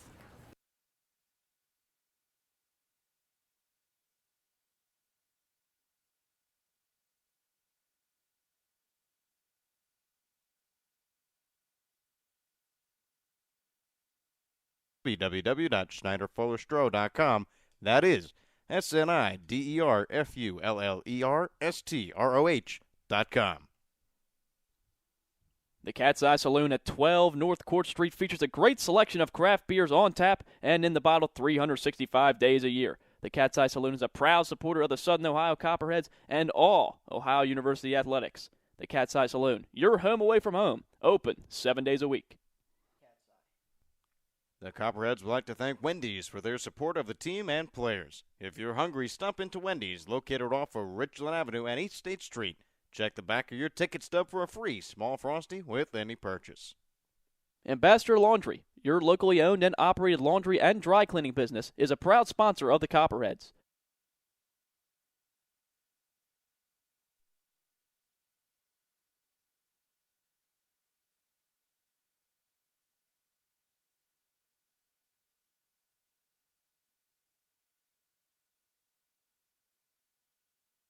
I'm Zach Iverson. I'm from Michigan State University. You're listening to the Copperheads Media Network. Heading into the top of the 6th inning, and a pitching change here for the Settlers, as Connor will give us a brief overview of Liam Devine, number 34's past season with Monroe Community College. Well, Liam Devine, a junior left-hander, as you said, the lefty that the Copperheads do not have. All righties out of the Copperheads bullpen. But Liam Devine, 6'4", 210 pounds. Guelph, Ontario is where he hails from. Had a 4-2 win-loss record, an ERA of 6.98, and 38 2/3 innings pitched. Had 19 relief appearances, 2 of them being starts. So Liam Devine, strikeout to walk ratio about a 3.5, strikeouts per 9 innings, well, 11.41. So he had 49 strikeouts compared to 14 walks. So he's the guy who comes in, gets a lot of strikeouts, doesn't walk a whole lot. Someone that the Copperheads might face some difficulty against. Yeah, definitely big in stature. As you said, 6'4" is Liam Devine, and he will face the 6th, 7th, and 8th batters for the Copperheads here in the top of the 6th inning. Lucas Nasanti, Scott Combs, and Jacob Erickson all due up as Evan Kanoss jogs out to the mound to talk to Devine, getting the signs down before he faces his first batter on the young season. Now Nasanti, 0 for 2, a couple of ground outs to third base and shortstop respectively. And here comes the 0-0 pitch to him. That'll be taken at the knees for a strike, 0-1.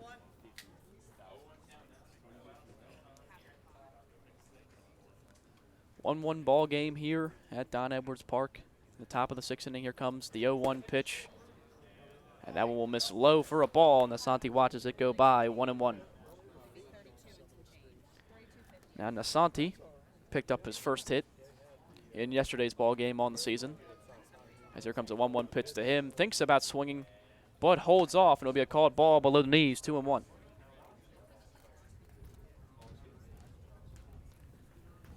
Now Nasanti at a Youngstown State. 2-1 pitch, grounded to the shortstop, Sabazic. He fires it on the first, dug out by Stephen Kraus. Nice play. And there will be one away here in the top of the 6th inning.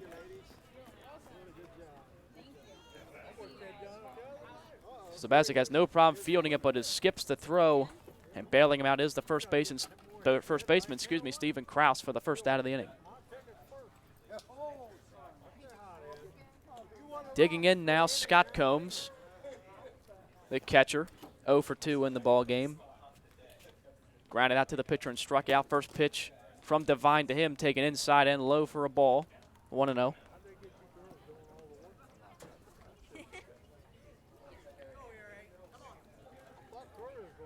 As the big left-hander comes set, he'll fire the 1-0 pitch, and Combs will foul it back over the first base dugout and even up the count at 1.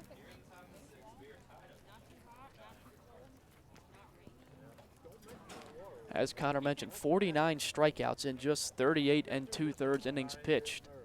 So Devine could pose some problems for the Copperheads as a breaking ball is taken outside for a ball, 2-1.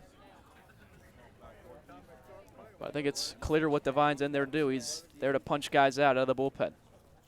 Yeah, that's what it appears he's going to do so. 2-1 pitch taken inside for a strike. A late call there from the home plate umpire, Ogilby. But that'll even up the count at 2. Scott Combs shakes his head a little bit. Not sure he liked that call. But he will dig back into the right side of the plate. Devine comes set. Here comes a 2-2 pitch. And changeup. Low and away. Combs chases it. Throws his bat towards the first base dugout in frustration. And there will be 2 away now in the top of the 6th inning.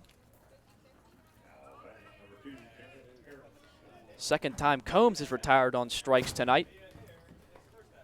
And now Jacob Erickson steps into the dish.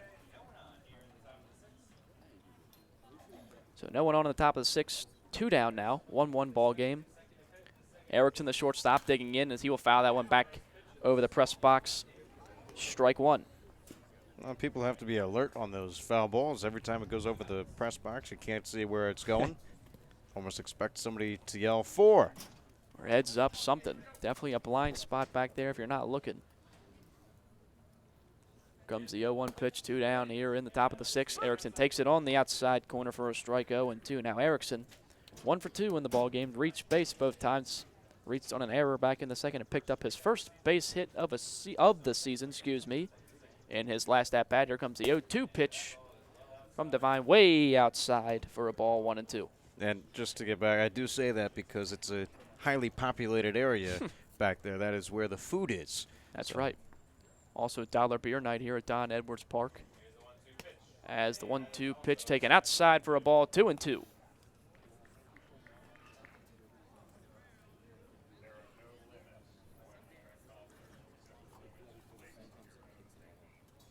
Now 2-2, 2 down. Here in the top of the 6th inning, here comes a pitch from Devine to Erickson, and that will break right into the strike zone. Nasty pitch there from Devine. A called third strike on Jacob Erickson as he will be retired. And we will go into the bottom of the 6th inning as Copperheads go quietly here in the top half of the inning. As no runs, no hits, nobody left on. 1-1 tie here between the Copperheads and the Settlers in this rubber match. You are listening to Copperheads Baseball on the Copperheads Media Network, presented by Ohio Health.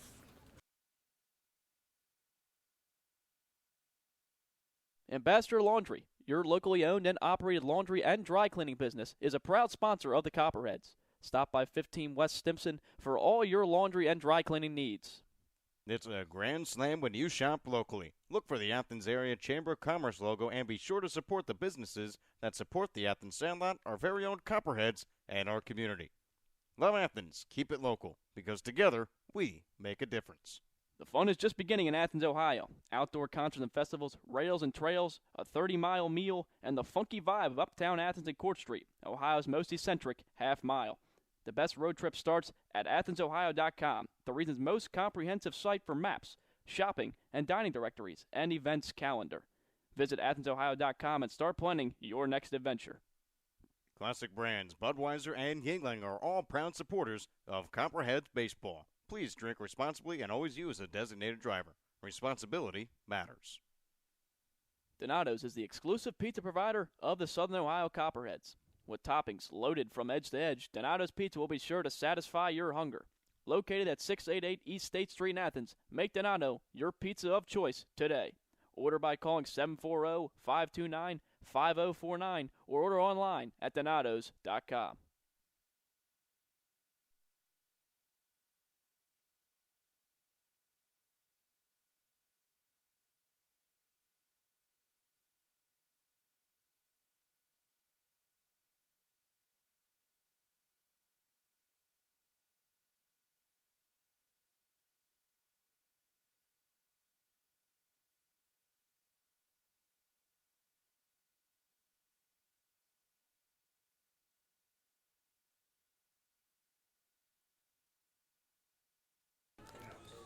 New pitcher here in the bottom of the 6th inning for the Copperheads, number 26, Reese Trahey. Trahey making his first appearance on the season. Of course, played in the field yesterday. Picked up a couple of hits in 5 at-bats. As that pitch will be taken inside for a ball to Evan Knaus, the catcher, batting 8th today.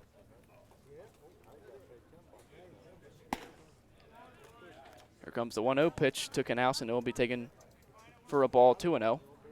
As Trahey, no stats pitching this past season, as his 2-0 pitch taken inside for a ball, 3-0. Trahey, one of the 4 Spartans on this team. I believe it's going to be a pitching by committee as we enter into the season. Well, he throws 4 straight balls on that one, and that will put the leadoff man, Evan Knaus, on in the bottom of the 6th inning in this 1-1 ball game.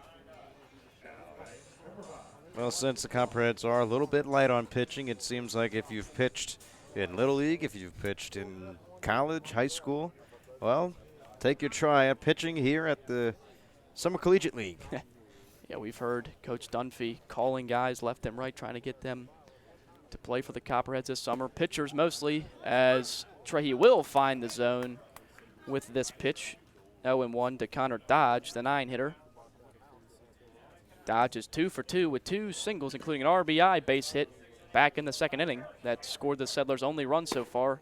0-1 pitch will also hit the strike zone, and the count will be 0-2 now to Connor Dodge from Reese Trahey.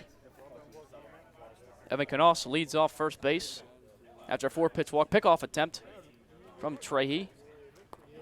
Well, for not having pitching listed as one of his positions, it looked like a pretty solid pickoff move right there. Yeah. Might be one of the requirements. Can you pick off? Yes. Pitch. Now the 0-2 pitch from Trahey, and that will be taken way outside for a ball, 1-2. It's a waste pitch. Don't worry about it. Trahey looked like he was trying to throw a waste pitch there,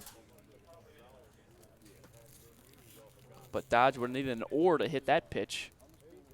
So now here comes a 1-2 pitch taken upstairs for a ball, now 2-2 with nobody down here in the bottom of the 6th inning. Runner on first after a 4-pitch walk issued to Evan Knaus to lead off the inning.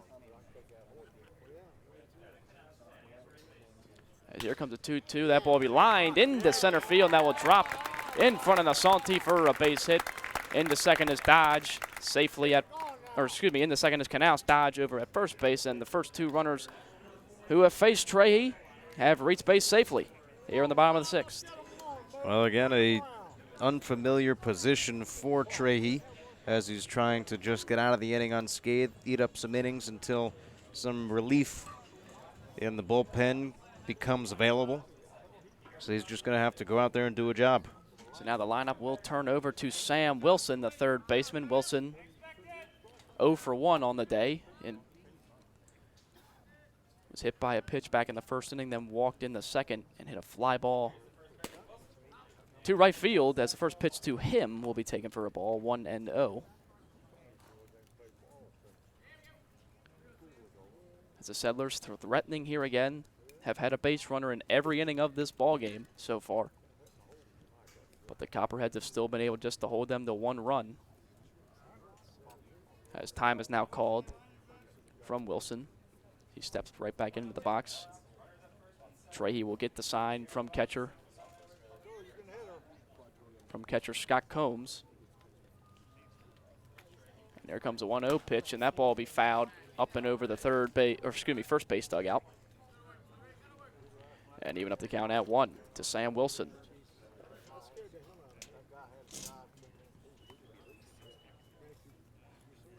Trahey takes over in the 6th after 5 strong innings from Zach Iverson. Only giving up 1 run over 5 innings of work. Here comes the pitch. Looks like a breaking ball there from Trahey, but it'll be taken outside for a ball, 2-1. Now Iverson, not the pitcher of record here tonight, despite a solid outing. 2-1 pitch. Trahey will nick Sam Wilson on the hand, and that will now load the bases here with nobody down in the bottom of the 6th inning. So the Settlers definitely threatening now as they have loaded him up with nobody out. Well, yeah, they load him up. Home plate umpire Kyle Ogilvy goes out to Reese Trahey. Just gives a little time for Scott Combs to walk off the foul ball that hit him. Or not foul ball, the pitch that bounced off Sam Wilson. As it hit Wilson, then it hit Combs. But it almost sounded like it hit the nub of the bat for Sam Wilson as well. Well, with that, bases loaded, Kaz Sabazic will come up to the plate to shortstop, 0 for 2 on the day. Or 0 for 3, actually, excuse me, as that pitch thrown down the heart of the plate. Sabazic jumped on it, but fouled it down the third base line. Will 0-1. As TJ Warden had to do a little skip to my Lou down there to get out of the way of that one. There's a dance move you don't hear every day. As here comes the 0-1 count, no outs. Bases loaded. Sabazic swinging again and again, fouls it down to third base line, 0-2. And now TJ Wharton just getting a little exercise in, running, getting the foul ball. Always on your toes down there in the third base coaching box. TJ Wharton, first-year coach for the Settlers. So 0-2 pitch from Trahey to Sabazic, fouled. Now down into the first base dugout. And the count will remain 0-2. Bases loaded, nobody down in the bottom of the sixth inning. Tie game at 1 apiece.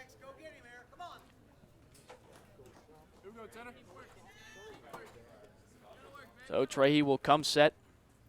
Gets the sign from Combs. Here comes the 0-2 pitch, and he gets Sabazic to swing on it and miss for the first out of the inning and the first strikeout of the season for Reese Trahey. Well, that's a big pitch for Trahey. You know, obviously he needed to, get an out as, bases loaded. There's nowhere to put him. And this ball game has been tied for a while now, ever since the second inning. It was just a half inning where the Copperheads held a lead. And now it'll be tie game going into the bottom of the sixth. And it's looking like a pinch hitter here for the Settlers as TJ Wharton goes and talks to the home plate umpire Ogilvy and grabbing a bat to hit for the Copperheads for the Settlers will be number 31, Austin Moody. Moody started in the first 2 ball games this year, went 2 for 8 with a .250 average. Scored 1 run, 1 walk, and struck out 3 times. He will grab a bat and hit here for Casey Maniglia. Here comes the first pitch to Moody. Moody will lace that one into left field. It will be caught by Fabic. Runner was off the base, so now he had to tag late. But here he comes. Throw from Gambert, not in time, in the dirt. And the Settlers will grab a 2-1 lead here in the bottom of the 6th inning. Well, I'll tell you what, that ball hit off the bat by Moody, had a good chance at falling down in right field, but tremendous defense from Sebastian Fabic. Covered a lot of ground, played center field for the Bobcats this past season. Covered a lot of ground over and right. Big arm out of Fabic, gets it into first, hits the cutoff man, and now just couldn't get the outs at home, but a tremendous throw and overall defensive play from Fabic. So now that's the second out of the inning as the first ball hit down the first baseline. Chris Gambert dives, but it will be just foul past the bag, and it'll be an 0-1 count. But Moody comes in, does the job off the bench, hits a sac fly, and gives the Settlers a 2-1 advantage as we head into the late innings of this ball game. As Connor Dodge moved up to third base on the play as well. Sam Wilson remained at first. So now there's 2 down, an 0-1 count. It's a pickoff attempt from Trahey, keeping Wilson honest over at first base. But Turner Hill up at the plate. He is 1 for 3 on the day. So here comes the 0-1 pitch to him, a weak grounder to Erickson. He fires it on the first to Gambert. Big stretch, and that will be the final out of the inning. So the Settlers do push across a run, but it definitely could have been worse as they loaded the base with nobody out. But Trahey was able to settle down, got a strikeout, then a sac fly from Austin Moody, the pinch hitter. Then he gets Hill to ground out to the shortstop for the final out of the inning. So we will head into the top of the 7th inning. Settlers 2, Copperheads 1. You're listening to Ohio Copperheads Baseball on the Copperheads Media Network, presented by Ohio Health. Southern Ohio Copperheads would like to show our support for Echoing Hills. Echoing Hills provides individuals a place to call home and a comfortable and safe environment where they can achieve their dreams surrounded by supportive friends and staff. For more information, contact them at 740-594-3541. Fall Green Mortine, one of the nation's leading integrated marketing and communication firms, prides itself on hiring the best and brightest graduates from across the country each year. In fact, the company is home to many Ohio University alumni, For more details on internships and employment opportunities, visit www.fallgreenmoretine.com.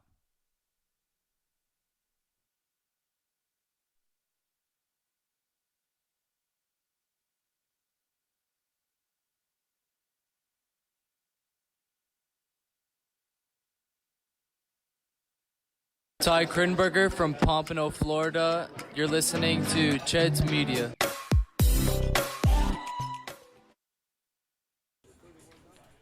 So we're now in the top of the 7th inning at Don Edwards Park, and I will hand it over to Connor Mills to finish out the play-by-play duties for this game. Thank you, Joey. And for the Copperheads, they have to get going with the bats, and it'll be a tough situation for them to do so, as the first 1-2-3 inning was worked by the Licking County Settlers pitcher Liam Devine. Devine going 1-2-3 in the top of the 6th. And now the Copperheads face a 1-run deficit as Ty Krittenberger will stand in from the left side. Krittenberger in search for a hit today, struck out in both of his plate appearances in the 2nd and 4th, as that pitch finds a strike zone for strike 1. No balls, 1 strike, nobody out here in the top of the 7th inning. Settlers 2, Copperheads 1. The pitch from Devine bounces in the dirt. A nice scoop from the catcher, Kanaz. And count evens itself up with 1 ball and 1 strike. Pitch into Krittenberger. Swung on, fouled straight back, and this one comes very close to hitting the windows here at Don Edwards Park in Newark, Ohio. Settlers 2, Copperheads 1. Top of the 7th inning. 1-2 count, the pitch. Swung on. This one bounced over towards the right side. Foul territory. First base coach for the Copperheads, Michael Blatchford, hands it into the dugout, and count remains a 1 ball and 2 strikes. Liam Devine from the windup, he deals. Breaking ball just outside. Devine taking a couple steps off the mound, thought he had it, did not. Count even, 2 balls and 2 strikes. Zach Devine, who had 49 strikeouts in the spring, used to punching out players, as now the fastball misses outside. So Ty Krittenberger has worked himself a full count.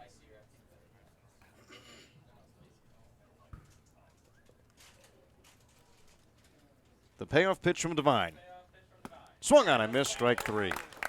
Ty Krittenberger goes down for the 3rd time today on strikes, all swinging, as now that is the 3rd straight strikeout for the Copperheads. 3rd straight strikeout for Devine as well. Thomas Zazaro, who has the majority of the hits for the Copperheads today. 2 hits for Zazaro, both coming in the 1st and the 3rd inning, as the breaking ball bends in the zone for a strike. 1 ball, no balls, 1 strike. Copperheads 1, Settlers 2. The 0-1 bounced in the dirt, straight back into the metal fence, and count goes to 1 ball and 1 strike. Infield playing back, outfield straight away against Zazaro. Copperheads still only have 1 extra base hit on the season, as 1-1 is taken outside, ball 2. Has quickly been rushed over and got the foul ball. Yeah, it was pretty impressive time right there. Heading in the back. It was nice that we could hear it too. The 2-1. Zazaro takes it on the inside corner for a called strike. 2 balls, 2 strikes, 1 out. As the top of the 7th inning is upon us. Zazaro looking to get his 3rd hit on the day. As Devine, the 2-2, bounced in the dirt. Nice block from the catcher, Kanaz. And another full count. It was a full count to Ty Krittenberger. Now another one worked by Thomas Zazaro against Liam Devine. However, Devine has struck out the previous 3 looking to get his 4th. The pitch to Cesaro. He does get it. Strikeout number 4. Make it 4 straight for Devine. And now there are 2 outs here in the top of the 7th inning, with the Copperheads trailing just by 1. Yeah, Devine just mowing down the Copperheads right now. As you just mentioned, 4 straight strikeouts. And he's doing it with all kinds of pitches, blowing the fastball by him, throwing breaking balls. Well, it's a little bit of a deceptive pitch as a low arm angle delivers to Ben Rushing. It's not the over-the-top that it's used to, but it's a little bit of a sidearm action. Yeah, 3/4 as they call it, as he comes down the side rather than straight over the top. Not sidearm, but in between the two. So you'd call it a three-quarters pitch? 3/4 pitch, yes. Okay. The 3/4 pitch, taken high and inside for a ball. 1 strike, 2 outs, top of the 7th. Settlers 2, Copperheads 1. Always happy to teach you something new, Connor. I'm always listening to, itching to learn something new. The 1-1. Breaking ball hits the zone. 1 ball, 2 strikes, and now in position for his 5th straight strikeout is Liam Devine. Ben Rushing struck out twice today and reached base on an error. Struck out in the 1st and 3rd, reached on an error in the 5th, and the 1-2 pitch from Devine is a breaking ball that misses outside for ball 2. Knaus trying to help his pitcher on that one, frame that one on the outside part. You saw him bring the glove back in. Still couldn't get the call, though, from Ogleby. 2-2 pitch from Devine, swung on and missed, and make it 5 straight. 5 straight strikeouts for Liam Devine. The only batter to put it in play against Devine was Lucas Nasanti back in the top of the 6th. Since then, it's been 1, 2, 3, 4, 5 for Devine, and the Copperheads go in order in the top of the 7th. We'll return in the bottom of the 7th as the Settlers will come to the plates as you're listening to the Copperheads Media Network presented by Ohio Health.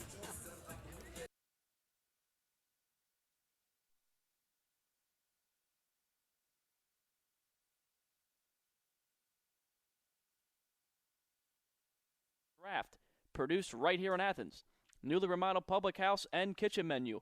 Uptown in-house bakery, 22-acre farm and taproom facility lunch specials, and locally sourced dinners, 7 days a week. 100-plus person outdoor patio, uptown. Learn more at jackios.com, Instagram, or Facebook today. After the game, be sure to stop by Jackie O's Uptown or the tap room on Campbell Street. Just because the game ended doesn't mean your night has to. Jackie O's, the official pregame and postgame sponsor of your Copperheads. Don't forget to stop by Kona Ice behind the press box on the third base side, locally owned and operated by Rich Hayes of Athens. They offer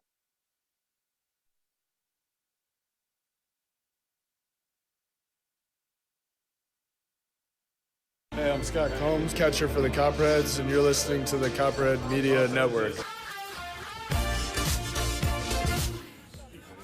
Scott Combs behind home plate, but batting at the plate is Steven Krause. Krause has reached the base paths all 3 times that he's appeared there. Hit by a pitch in the 5th and 2 singles in the 2nd and 3rd as we're here in the bottom of the 7th inning. Settlers leading the Southern Ohio Copperheads 2-1. First pitch swinging, it's lifted out into right field. One-hand grab by Sebastian Fabic. 1 pitch, 1 out. A little bit of an easier inning for Reese Trahey as he gets the out to begin things here in the bottom of the 7th. Look at that, real efficient there, Trey, getting 1 pitch, 1 out after his first batter he faced last inning. Got a 4-pitch walk-off and eventually came around to score. As we always know, leadoff walks. Leadoff walks do come around to hurt you. Always, but able to get the first guy retired in this and looking to settle in a little bit is Trahey. Well, after a little mound visit from catcher Scott Combs out to Reese Trahey, we'll see Nate Meyer. So Nate Meyer at the plate. 1 for 2 today, as the first pitch is in for a called strike. 0-1. Nate Meyer singled in the 2nd, struck out in the 3rd, and walked in the 5th as we're here in the bottom of the 7th. Nate Meyer. Watch that one go bound into the dirt for ball one. 1 ball, 1 strike with 1 away. Bottom 7, Settlers 2, Copperheads 1. Breaking ball misses somewhere. We'll say high or we'll say away for ball 2. 2 runs on 7 hits, 2 errors for the Settlers today, as the 2-1 is lined right back up the middle. And Nate Meyer picks up his second hit of the day. He's 2 for 3. And now a base runner against Reese Trahe in the bottom of the 7th inning. Yeah, Meyer stung that one right back where it came from. Got a pitch he liked, and he did not miss it. Drives it right back up the middle for a base hit. So Meyer's on base with a single. Second of the day. Third time he's been on the base paths.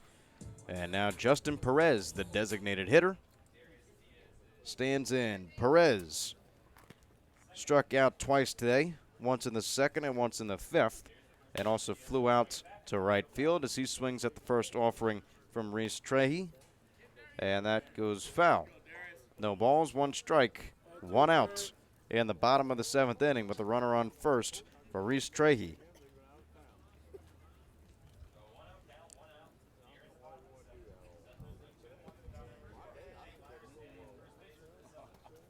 Settlers 2, Copperheads 1. Pitch from Trahe is fouled straight back and does hit the left part of the press box. So quickly ahead on the count now is Reese Trahe, 0-2.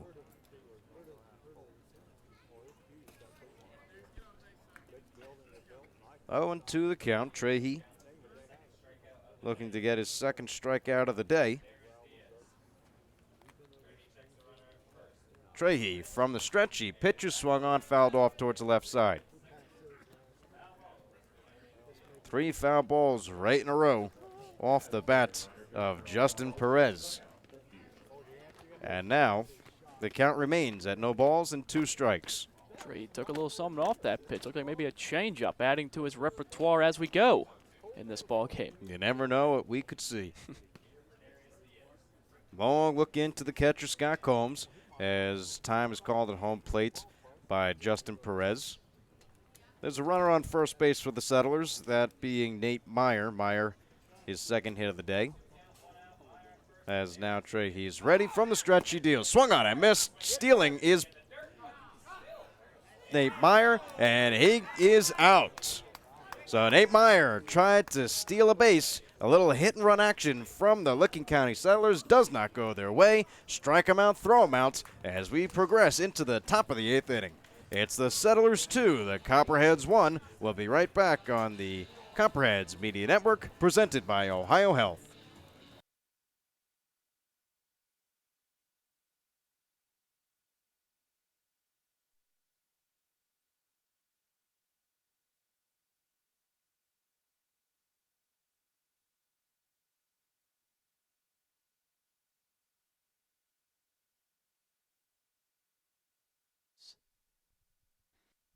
Don't forget to stop by Kona Ice behind the press box on the third base side, locally owned and operated by Rich Hayes of Athens. They offer tropical shaved ice in an assortment of flavors, and be sure to ask about their fundraising opportunities. Rocky Brand is so much more than you think. Rocky Brand is a global leader in the footwear and apparel market with over 1,500 distributors of Rocky, Georgia Boot, and Durango brands nationwide. Rocky Brand designs, develops, and markets hard-working boots, outdoor footwear, and apparel designed for every pursuit and fashionable women, footwear that invites you to live a little on the edge. And they do it all right here in Southeast Ohio. To see the whole Rocky Brand story, go to rockybrands.com. State Farm and Agent Shauna Stump are proud supporters of Copperhead Baseball. Visit our West Union Street office or call 593-6882 today to discuss all your insurance and financial services needs. She's celebrating 14 years of service in the Athens community. Like a good neighbor, State Farm is there.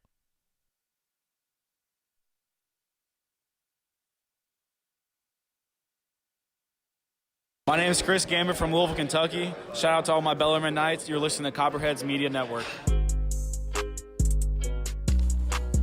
That'll be Sebastian Fabic, Chris Gambert, Zion Avery all due up here in the top half of the 8th inning. As the Copperheads will look to get a runner on base against the elusive Liam Devine. Devine has sat down 6 straight so far for the Copperheads. Back-to-back 1-2-3 innings, something that hasn't been done yet by a Settler pitcher this season. And now, Fabic, the 3 batter, moving up in the order as the days progress, stands in. Fabic grounded out to short back in the top of the first, had a single in the third, and walked to get on base in the 5th as the first pitch from Devine's a breaking ball that misses the zone high for ball 1. So again, Fabic, Gambert, Avery all due up for the Copperheads in the top half of the inning as Devine's pitch misses low and inside this time. So 1 high and away, 1 low and inside, 2 balls, no strikes, no outs. For Liam Devine, working on 5 straight strikeouts. So the Copperheads looking to put something in play or somehow break up the strikeout streak, as Fabic now has a hitter's count 3-0. Yeah, I think they'll just take a base runner any way they can at this point. Haven't had one ever since Devine came in the game. Taking all the way is Sebastian Fabic, as a pitch is located on the outside portion of the plate for a called strike. So 3 balls and 1 strike. Fabic still in the driver's seat as Liam Devine from the stretch, and he deals. High and inside, the strikeout streak is lost. Unless you're counting the streak by outs, well then, you might say that it's still alive. However, the first base runner against Liam Devine is on base, and that's coming from Sebastian Fabic, his 2nd walk on the day. And for Fabic, his 5th walk on the season. And who else would it be at this point in the year to get on base? Fabic's been on base, I feel like, every time he's been up so far this series. So keeping that streak alive. Swing and a miss from Chris Gambert. And Gambert again looking for a hit today. Picked up his first hit in yesterday's game. One of the highly touted recruits for the Southern Ohio Copperheads this season, after putting up impressive numbers again at Bellarmine University. The 0-1 to Gambert, swung on, line drive deep out into center field. That's going to get down in for an extra base hit and maybe more. Sebastian Fabic rounding second base. He's headed for third, and he's heading home. Chris Gambert standing on second base with a stand-up RBI double. The Southern Ohio Copperheads have tied the ball game. It's tied at 2. Good piece of hitting from Chris Gambert. Connor, what have we been saying all these past 2 games? Who'll be waiting for the breakout? I think that would be Chris Gambert. That guy right there, he lashed that ball over the center fielder's head. Nothing he can do, goes all the way to the wall. Fabic able to come all the way around for first to score, and the Copperheads are now tied up here in the top of the 8th inning. Well, now there are 2 extra base hits so far in the season, one coming from Sebastian Fabic, the 3 batter, and then batting cleanup, Chris Gambert just picked up his first extra base hit of the season and the 2nd for the Copperheads so far. An RBI double for Chris Gambert ties things up here in the top of the 8th inning. There's nobody out, and Zion Avery at the plate. Avery takes this pitch low and away for ball 1.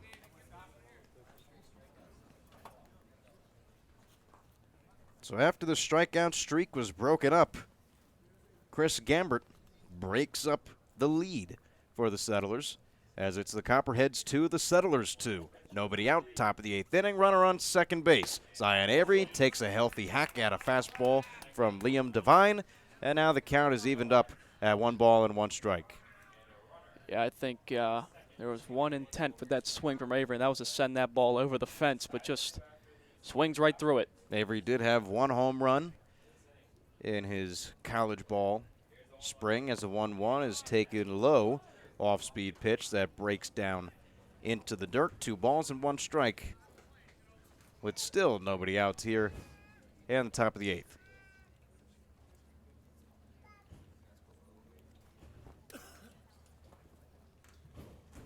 Avery reached base back in the second inning with a hit by pitch and scored on a pass ball as he takes another good swing, this time just getting a little bit underneath it as the ball is fouled back to the fence. Evens up the count at 2 balls and 2 strikes. So Avery still looking for a hit. Was hit by a pitch in the second, came around to score on a pass ball. That was previously the only run the Copperheads scored. Flew out to right and grounded out to third as a 2-2 is on the way. Swung on and missed. And Avery goes down swinging. Make it the 6th strikeout for Liam Devine. And now the coach for the Licking County Settlers will take a slow walk out to the mound. Devine has struck out 6 so far in this game, and besides a little bit of a trouble in the top of the 8th, he was nearly perfect. So Sebastian Fabic and Chris Gambert are able to knock out Liam Devine from this game, but Devine did pick up one more strikeout to Zion Avery before he takes his exit. 6 strikeouts for Devine, but he's out. We'll introduce the next pitcher when we return right here on the Copperheads Media Network, presented by Ohio Health.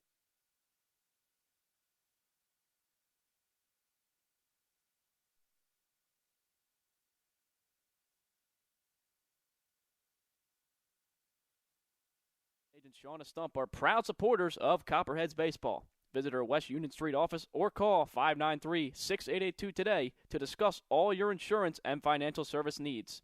See us celebrating 14 years of service to the Athens community. Like a good neighbor, State Farm is there. Schneider, Fuller & Stroh is one of the premier financial and insurance firms in the region. If you have questions regarding your financial, insurance, or employee benefit package, please call Mark Schneider, Jim Fuller, or Dan Stroh at 740-594-8385 or visit them online at www.schneiderfullerstroh.com. That is SNIDERFULLERSTROH.com. The Cat's Eye Saloon at 12 North Court Street features a great selection of craft beers on tap and in the bottle 365 days a year. The Cat's Eye Saloon is a proud supporter of the Southern Ohio Copperheads and all Ohio University athletics. The Cat's Eye Saloon, your home away from home, open 7 days a week. The Copperheads would like to thank Wendy's for their support of the team and players. If you're hungry, stop into Wendy's, located off of Richland Avenue and East State Street. Check the back of your ticket stub for a free small Frosty with any purchase. Ambassador Lawn.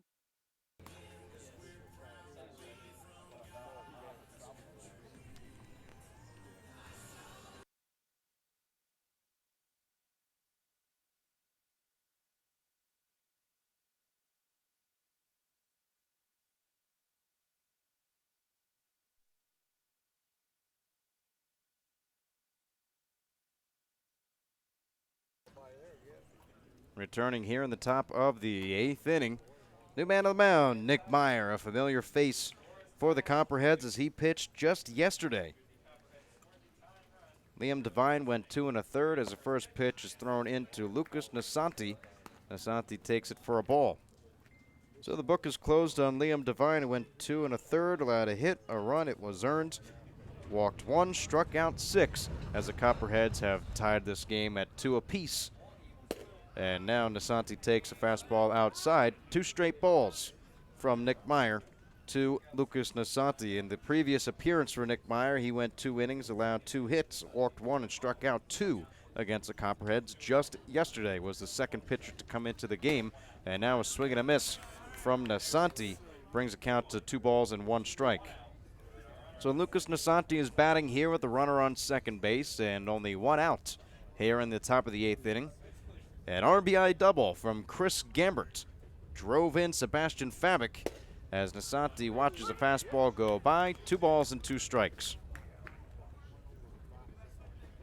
So 2-2 the count, 1 out. Nasanti has grounded out in all of his plate appearances so far. Grounded out to third as the train rolls by. Swing and a high pop up into the outfield, into the infield. And second baseman comes right behind the mound. Nate Meyer makes the out. And now the catcher, Scott Combs, comes to the plate. So after the train rolls by, a high pop-up from Lucas Nasanti. And Nick Meyer gets a little help from Nate Meyer to get 2 outs here in the top of the 8th. Yeah, I never even saw where the train tracks are in this park, but every time the train comes flying by, the whole press box shakes. Well, we were a little bit early in the first game as Combs fouls this one back and to the right side.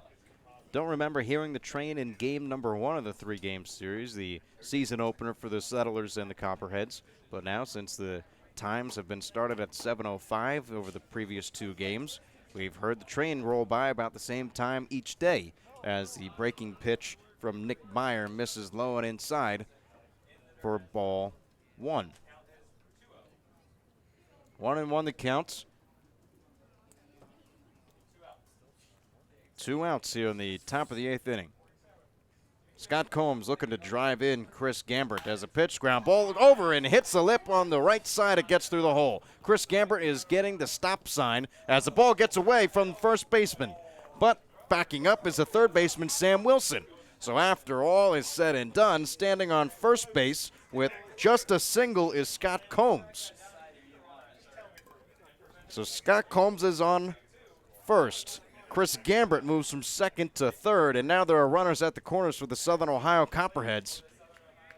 And now Jacob Erickson, who picked up his first hit of the season back in the top of the 4th, will look to do so yet again here in the top of the 8th inning with 2 away, and the game tied at 2.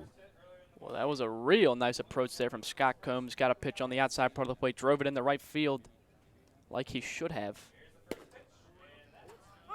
You say that like it's easy, as the first pitch is 0-1. Always love when a guy goes with a pitch. No balls, 1 strike, 2 outs. Scott Combs at first. Chris Gambert at third. Copperheads tied this game up thanks to the RBI double of Chris Gambert earlier in this inning, after previously being held off the base paths for the first time all season in the 6th and the 7th. 1 ball, 1 strike, 2 outs. The pitch in is swung on and found straight back to the net.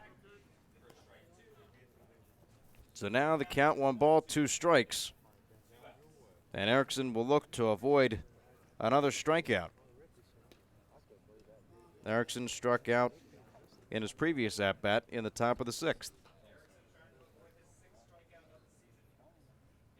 5 strikeouts total so far, as the 1-2 is swung on, popped up behind home plate. Catcher Knaus takes a look at it, but it will clang on the grandstands right in front of us here at the press box at Don Edwards Park. So the count remains at 1 ball and 2 strikes with 2 outs here on the top of the 8th inning, with runners on the base paths for the Copperheads. 1 in scoring position. That is Chris Gambert over at third. And on first, who had a single with mild excitement, is Scott Combs.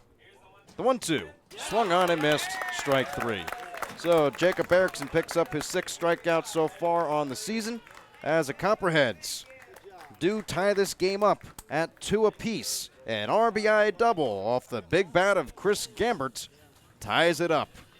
Headed to the bottom of the 8th inning, you're listening to the Copperheads Media Network, presented by Ohio Health.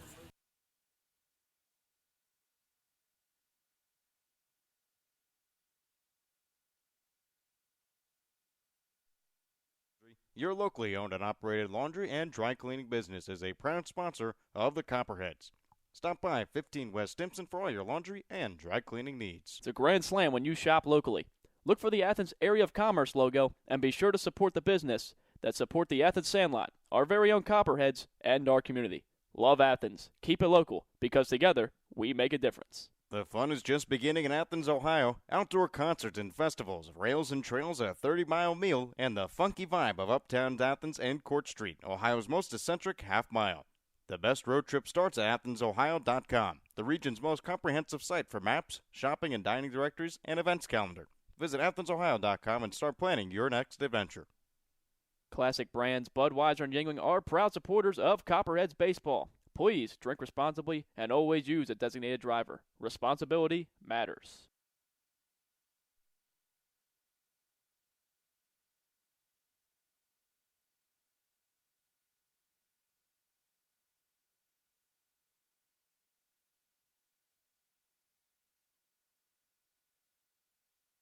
I'm Sebastian Fabic from Cincinnati, Ohio, and you're listening to the Copperheads Media Network. Now, Sebastian Fabic, you heard his voice. Fabic has just been an on-base machine so far for the Copperheads as he comes around to score in the top half of the 8th inning. As we are here in the bottom of the 8th inning, ball game tied up at 2. Big hit from Chris Gambert as he gets his first double of the season, his first RBI of the season, to bring this game up knotted at 2. Evan Canos, the catcher at the plate, batting in from the right side. Canos popped up to first base his first time up, flew out to third base, checked that. First base again as a first pitch in from Reese Trahey is for a called strike, and then walked and scored back in the 6th. 0-1 from Trahey, a curveball swung on and missed from Evan Canos. And Trahey just keeps on to impressing us up here. I don't know where that one came from. Nice little breaking ball there.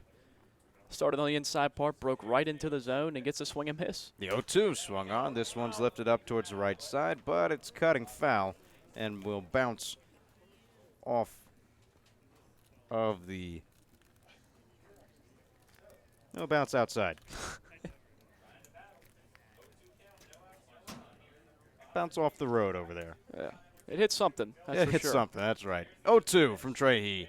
Breaking ball that missed inside, almost hit Evan Canos as the count goes to 1 ball and 2 strikes. I was looking for a word. It's not the gravel. I don't know what the road is made of, but I was... Concrete? Is that the one you were could looking go for? with concrete. The 1-2. Cement? Cement, that's a good word, as that one's fouled off towards the right side. The tar. Right. It could have been. It could have been anything. I just couldn't think of anything at the time. You were put in a tough spot for sure. I put the spotlight on myself. 1-2 the count into Evan Canos, who had nobody out here in the bottom of the 8th inning. Reese Trahey looking to go through a second inning scoreless, as now the pitch is outside for ball 2. Oh, we had another. We've had some recommendations for what the road can be called, as the 2-2 is swung on line drive up the middle, but the second baseman Cesaro is able to cut it off and throw out Evan Canos for the first out here in the bottom of the 8th inning. So to go through what the road could have been called, we've gotten tar, mentioned that on air. We had pavement also thrown at us. I can't believe this is still a subject. But speaking of which, what a great play there from Cesaro. Nice range up the middle. That ball looked like it was going to sneak through up the middle there, but Cesaro able to range to his backhand and make a strong throw on the first for the first out. Well, it did look like the ball was hit a little bit harder than originally thought by Evan Canos. But now Connor Dodge will stand in from the left side. First pitch in from Reese Trahey is for a ball. 1 ball, no strikes. 1 out, bottom of the 8th inning. Copperheads 2, Settlers 2.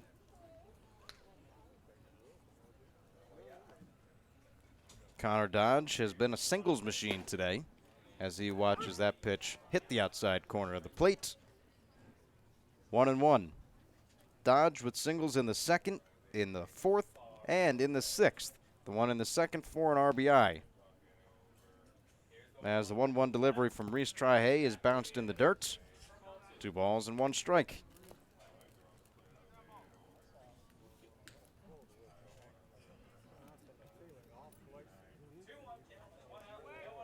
Two balls and 1 strike. Nobody on base in the bottom of the 8th inning. Reese's pitch misses inside for ball 3. With the 1-2-3 inning, last inning in the 7th, it appears that he's picked up a little bit of confidence now, as Trahey with the 3-1 pitch is high for ball 4. So the second walk issued by Reese Trahey. And now the Licking County Settlers have a man on base for the first time since the 6th inning. Now bring the top of the lineup around. Sam Wilson, still in search for his first hit, but he's found the base paths for a couple of times. Was hit by a pitch in the first and the 6th and walked in the 2nd. His only time out, he flew out to right field as the first pitch is a breaking ball, and the check down from Scott Combs to first base to Gambert is not in time. Quick tag by Gambert, but the breaking ball missed outside for ball 1.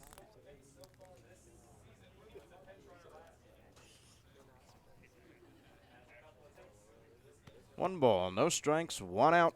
Here in the bottom of the 8th inning, Copperheads 2, Settlers 2. Trahey's pitch line drive over into right field, and that will get down for an extra base hit. Ball goes all the way down to the wall, rounding third and heading for home is Connor Dodge. He slides, he's on his butt. The throw is not in time. So a strong throw from Fabic yet again, and another one to get him over at third.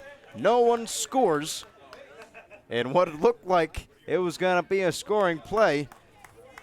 Third base coach T.J. Wharton for the Settlers put up the brakes late and taking a slide, and he slid for quite a while on the grass until he was able to get back up and get back on base. Yeah. Was Connor Dodge. Dodge had a tough time putting the brakes on as he rounded third there. But nice piece of hitting there by Sam Wilson. Ropes that one down the right field line. Fabic was playing well off the line, so the ball gets all the way to the wall. But a nice job by Fabic quickly getting that ball in to keep a run from scoring. Now with 1 out,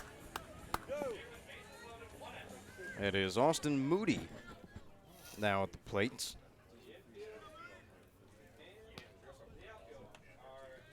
So there are runners. It was an intentional walk. There were no pitches thrown, and that is what the confusion would have been.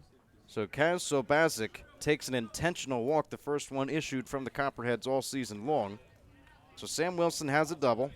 He stands on second base. Kaz Sobasic, intentional walk. He's on first.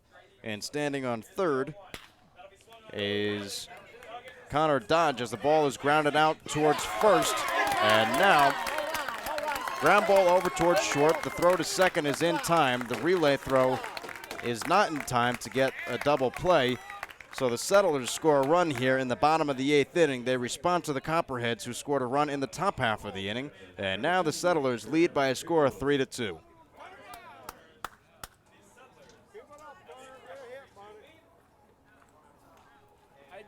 So 3-2 is the score. Settlers take the lead on an RBI fielder's choice from Austin Moody. As Turner Hill will now bat. Moody now has 2 RBIs in his last 2 at-bats. As the ball gets away from the catcher Scott Combs, in to score now is Sam Wilson, and moving to third base is Austin Moody. So Moody was on the move. He goes all the way from first to third, and now another run comes in here in the bottom of the 8th inning. The Settlers increase their lead. It is now 4-2, Licking County over Southern Ohio.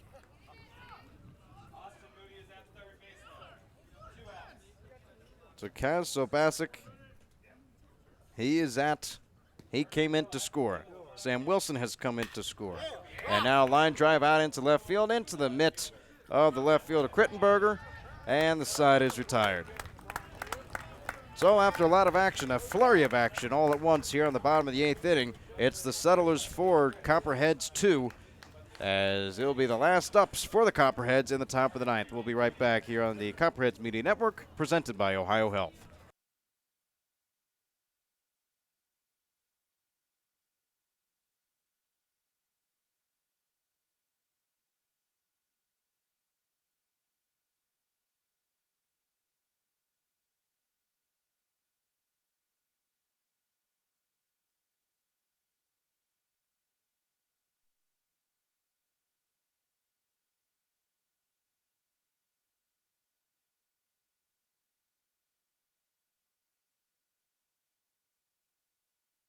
Town in-house bakery, 22-acre farm and taproom facility lunch specials, and locally sourced dinners 7 days a week. 100-plus person outdoor patio, uptown. Learn more at jackios.com. Instagram or Facebook today. After the game, be sure to stop by Jackie O's Uptown or the tap room in Campbell Street. Just because the game ended doesn't mean your night has to. Jackie O's, the official pregame and postgame sponsor of your Copperheads.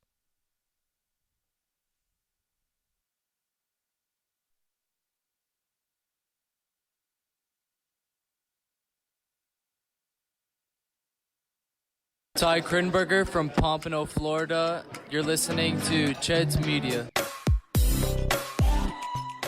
Top of the ninth inning, Settlers regain the lead as it is now Settlers 4, Copperheads 2. It'll be Ty Krittenberger.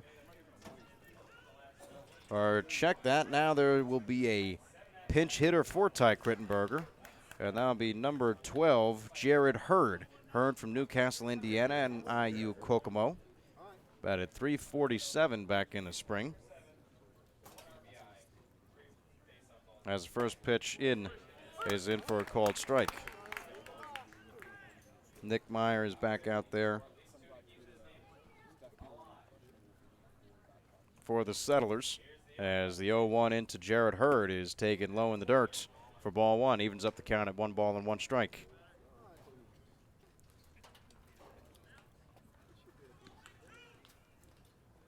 So Jared Hurd pinch hitting for Ty Krittenberger. Krittenberger struck out 3 times as a swinging strike from Jared Hurd. Count goes quickly to 1 ball and 2 strikes.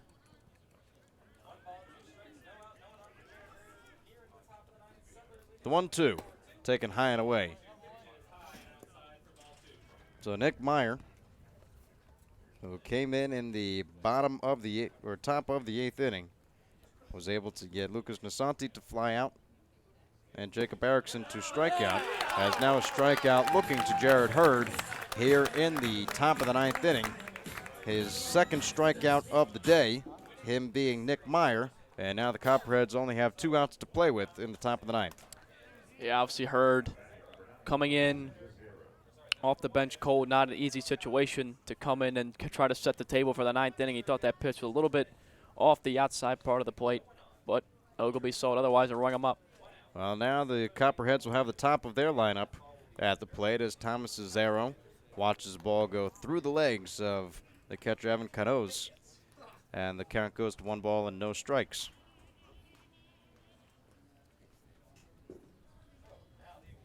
From the windup, Nick Meyer, he deals, swung on. This one's fouled off towards the right and goes out of play onto the pavement, the tar, however you'd like to classify the road outside. And now the 1-1 is on Thomas Zazzaro. 2 runs scored by the Licking County Settlers in the bottom of the 8th inning as Zazzaro watches a fastball go high. 2 balls and 1 strike. Connor Dodge got on base with a walk against Reese Trahey. Then it was Sam Wilson who had a single, or had a double that went all the way down to the wall, as that strike is in there for a cold strike 2. 2 balls and 2 strikes with 1 out. Sam Wilson had the double, came around to score, and Kaz Sobasic had a walk as Zazzaro flies one out. That one slices foul through the trees and into the bullpen for the Copperheads. I think that one hit grass rather than pavement that time, so you don't have to worry about picking a word to figure out what it hit. Well, I guess there is grass out there. All right. The ball landed on the ground somewhere. The 2-2 taken in there, called strike 3. Nick Meyer sits down Thomas Zazzaro, and now the Copperheads are down to their final out in the top of the 9th inning against the Licking County Settlers. Breaking ball just broke into the zone against Zazzaro, and now Ben Rushing will be the batter unless Coach Austin Dunphy would like to make a change. Home plate umpire Ogilvy just threw Cesaro out of the game. He threw Zazzaro out of the game. Cesaro turned and said something after this pitch that rung him up on, and he threw Cesaro out. Well, did not see the throw out there. Good eyes from Joey Medor. And now should this game be extended into the bottom of the 9th inning, Copperheads need to score 2 with 2 outs, but Cesaro would not be welcome back into the bottom of the 9th. For Cesaro, his second strikeout of the day, as that pitch missed for a ball to Ben Rushing. Ben Rushing now swings through that fastball offering from Nick Meyer. Count goes to 1 ball and 1 strike. It looked like Ogilvy had a bit of a quick throw out there for Cesaro. It only looked like he might have said 1 or 2 words to him. Obviously, we don't know what was said, but. The 1-1 swung on. This one's lifted out into right center field, chasing both back the right fielder and the center fielder. Making the catch is the right fielder, Turner Hill, and the ball game is over. Turner Hill makes a basket catch, ranging out deep into right center field to end the game. A nice play from Hill, and the Copperheads will drop 2 games in this 3-game series to the Licking County Settlers by a score of 4-2.